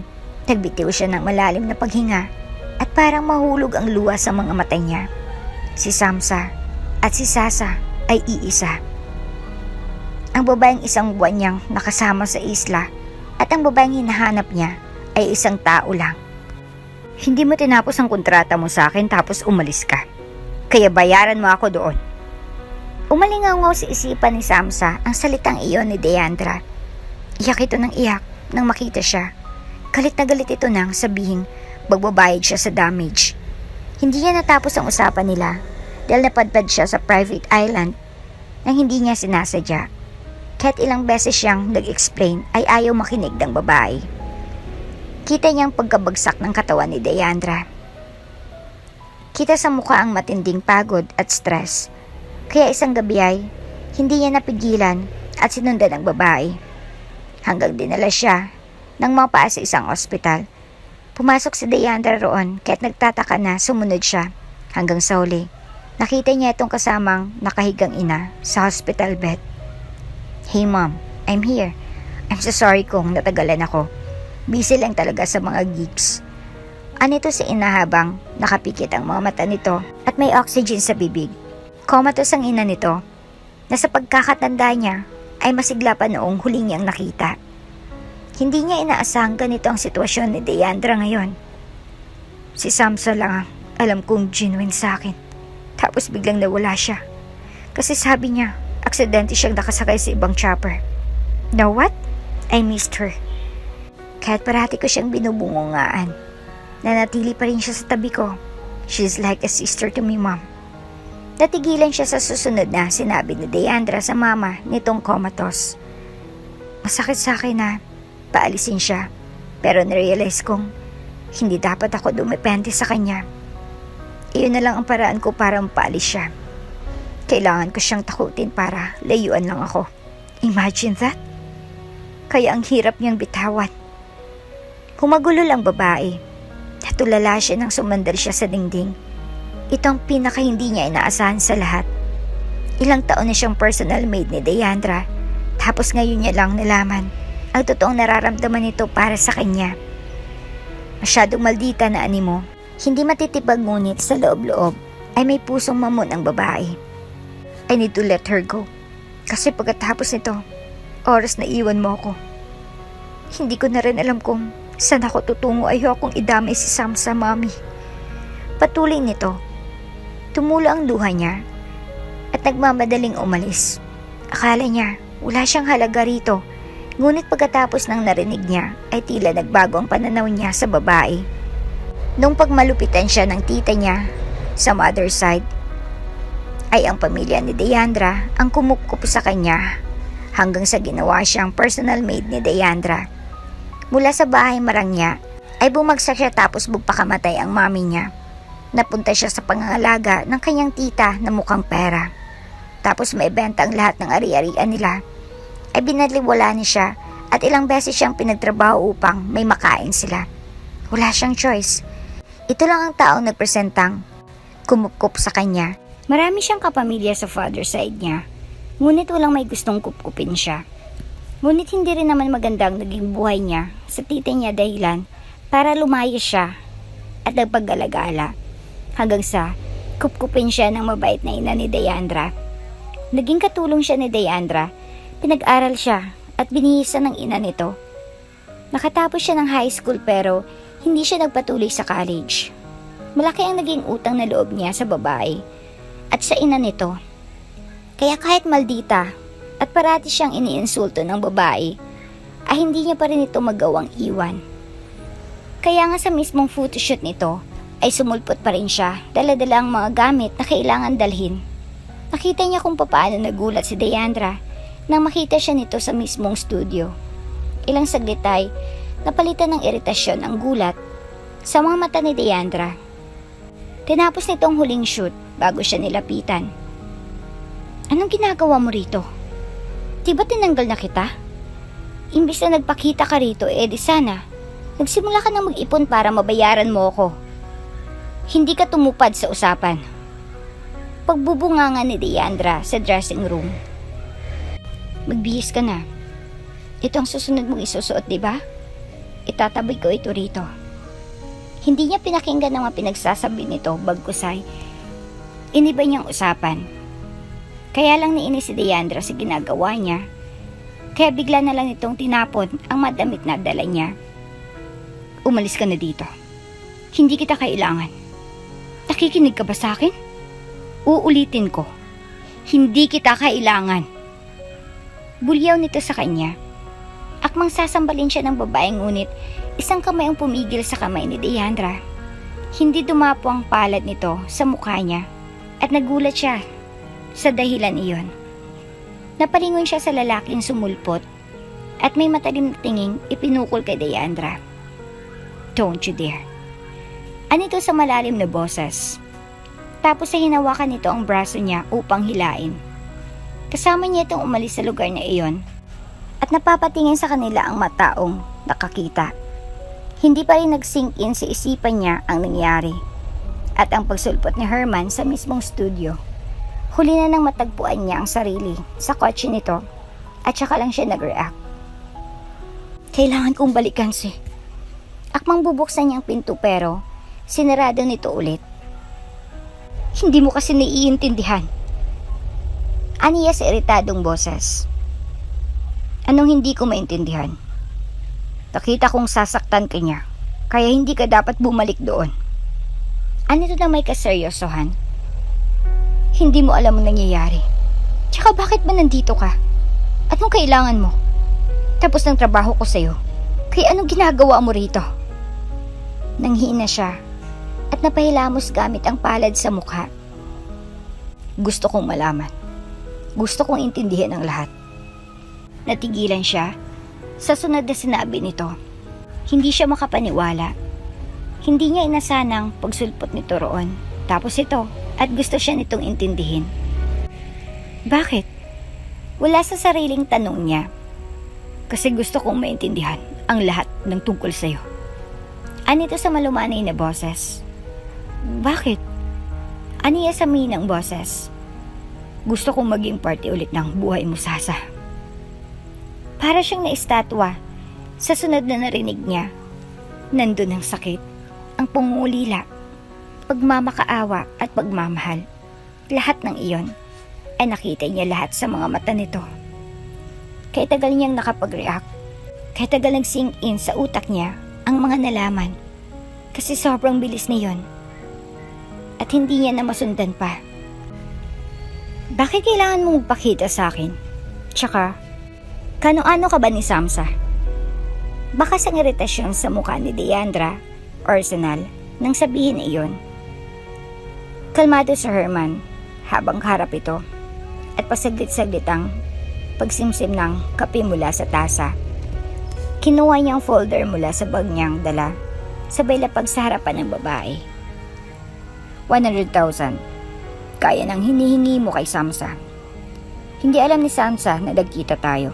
Sa katunayan ay, hindi niya kasalanan na hindi niya natapos ang kasunduan na nakalagay sa kontrata niya sa'yo. Kaya wala siyang dapat na pananagutan sa'yo. Pero para sa ikatatahimik ng buhay niyong pareho, ay ako na mismo ang bubabayad ng sinasabi mong utang ni Samsa sa'yo. Aniya habang nakakunot ang noo ng kaharap niyang babae. Ilang saglit ay tumulang luha mula sa mga mata ng babae, ngunit nanatili pa rin ang galit sa mga mata nito. Kinakaawaan mo ako? Ano sinabi ni Samsa sa'yo para gawin mo to? Anito sa matigas na boses. Hindi niya na kailangang sabihin sa akin ang lahat. Private investigator ako para alamin ang nangyayari sa buhay mo. Walang kinalaman si Samsa rito. Kahit ganun ang ginawa mo sa kanya, ay pinapahalaga niya pa rin ang pride mo. Hindi niya pinagkalat ang tungkol sa kobatos mong ina. Aniya sa seryosong tono. Nagtagis ang bagang ng babae. Kita niyang dumating ang pait at sakit sa mga mata nito. Ilang saglit ay tumayo siya. Tinalikuran na ito kaya lang bigla itong nagsalita. Kumusta si Samsa? Nasaan siya ngayon? Anito sa nanginginig na boses. Napangiti siya nang bumaling siya sa babae. Nasa buter ko siya. Malayo sa mga taong aabusuin ang kabaitan niya. Malayo sa mga taong hindi deserve ang kabutihan niya. Aniya bagamat nakangiti ay, may talim naman ang katagang binitawan. Napalunok si Deandra at agad nag-iwas ang tingin. Kung ganun ay, mabuti. At least kahit papaano'y, alam kong nasa maayos na siyang kalagayan ngayon. Saka siya nagpatuloy sa pag-alis. Pumaradang makintab na sasakyan sa harapan niya. Mabilis na nakababa ang kanyang driver upang pabuksan siya ng pinto. Pagpasok niya ay tinanong niya ang relo sa kanyang bisig. Bumalik na tayo sa isla. Aniya sa driver niya tapos ay inasibad na nito ang sasakyan. Sumakay sila sa chopper tungo roon. Habang nasa himpapawid ay nasa isipan niya ang babaeng kanina niya pag gustong makita.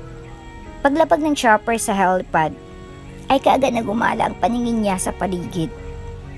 Pinasay niya ang case niya sa tauhan at mabilis ang lakad na bumaba ng platform upang hagilapin ang mukha ng babaeng gusto niyang makita. Sir, nasa dalampasigan po siya.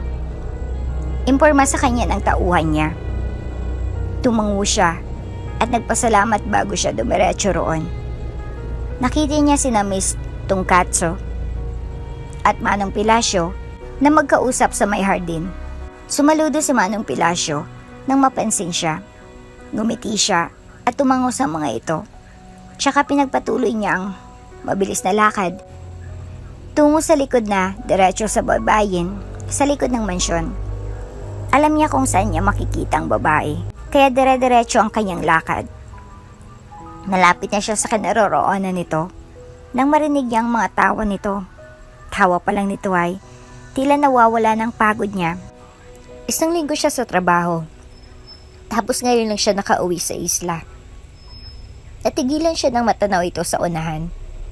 Takipaghabulan nito sa aso na kulay puti. Kinatangay ng aso ang sombrero ng dalaga. Nakasuot ng kulay puti na dami si Samsa habang nakalugay ang kulot na buhok na hindi nito naisipang gupitin simula noong sinama niya ito sa isla para itong diwata sa karagatan. Ang tawa nito ang paborito niyang musika. Ang magalaw nito ay paborito niyang sayaw. Ang ngiti sa labi nito ang paborito niyang larawan. Patuloy ito sa paghabol sa aso hanggang sa napansin siya nito. Namilog ang mga mata nito at walang pag-aatubili na tumakbo patungo sa kanya. Man! Masayang tawag nito sa kanya. Hindi pa man siya nakakaisang hakbang ay nagawa na nitong makalapit sa kanya at kaagad siyang niyakap. Niyakap niya ito ng mahigpit dahilan para hindi sinasadyang mabuhat niya ito. At matamis ang amoy ng shampoo na gamit ito at ang amoy baby powder sa katawan nito ang sumalubong sa kanya. Mas lalo lamang siyang nanggigigil. Nandito ka na. Masayang sambit ulit ito. Ilang saglit ang dumaan bago ito humiwalay sa kanya at tinitigan siya sa mga mata. Nakita niyang mga luha nito sa mga mata. Nakaramdam siya ng pag-aalala. Sa tuwing umuwi siya matapos ang ilang araw ay naiyak ito kapag nagkikita sila ng ganito. Yes, I'm here. Please don't care, baby. Aniya at pinahid ang luha sa mga mata. Namimiss kita. Anito sa malambing na boses. Napangiti siya. Sa tuwing sasabihin niya yun ay biglang magwawala ang puso niya at mararamdaman niya ang libu-libong kiliti sa tiyan niya. Doon na lang tayo sa kondo ko. Huwag ka na muna magstay rito sa isla para parati mo akong makasama. Aniya, bumusangot ito. Mas gusto ko rito. Natawa siya. Sabi na nga ba, at hindi nito ipagpapalit ang isla. Ilang beses siya nang sinubukan pero ayaw nitong sumama sa kanya sa syudad. Hinalikan niya ito sa labi bago hinalikan sa noo. Oo na. Ikaw ang masusunod, mahal na Reyna. Natawa ito tapos ay magkasama silang naglakad sa tabing dagat. Sino ba naman kasi ang aalis sa ganitong kapayapang lugar? Puti ang buhangin, tahimik at kalmado. Minsan naiinggit na rin siya sa babae. Kaya lang kailangan niyang magsumikap para maibigay niyang lahat ng bagay na hindi niya kayang ibigay noon kay Samsa. Nasa punto na siya ng buhay niya na alipin sa pag-ibig niya kay Samsa. Kapag sinabi niyang gusto nitong bilhin ang buong Pilipinas, tiyak niyang hindi mag-aatubili ang baliw na version niya. Na pag-ipunan iyon, maibigay niya lang ang lahat ng gustuhin nito. Mula noon hanggang ngayon, si Samsang nag-iisang perlas ng buhay niya. Mahirap kunin ngunit worth it naman.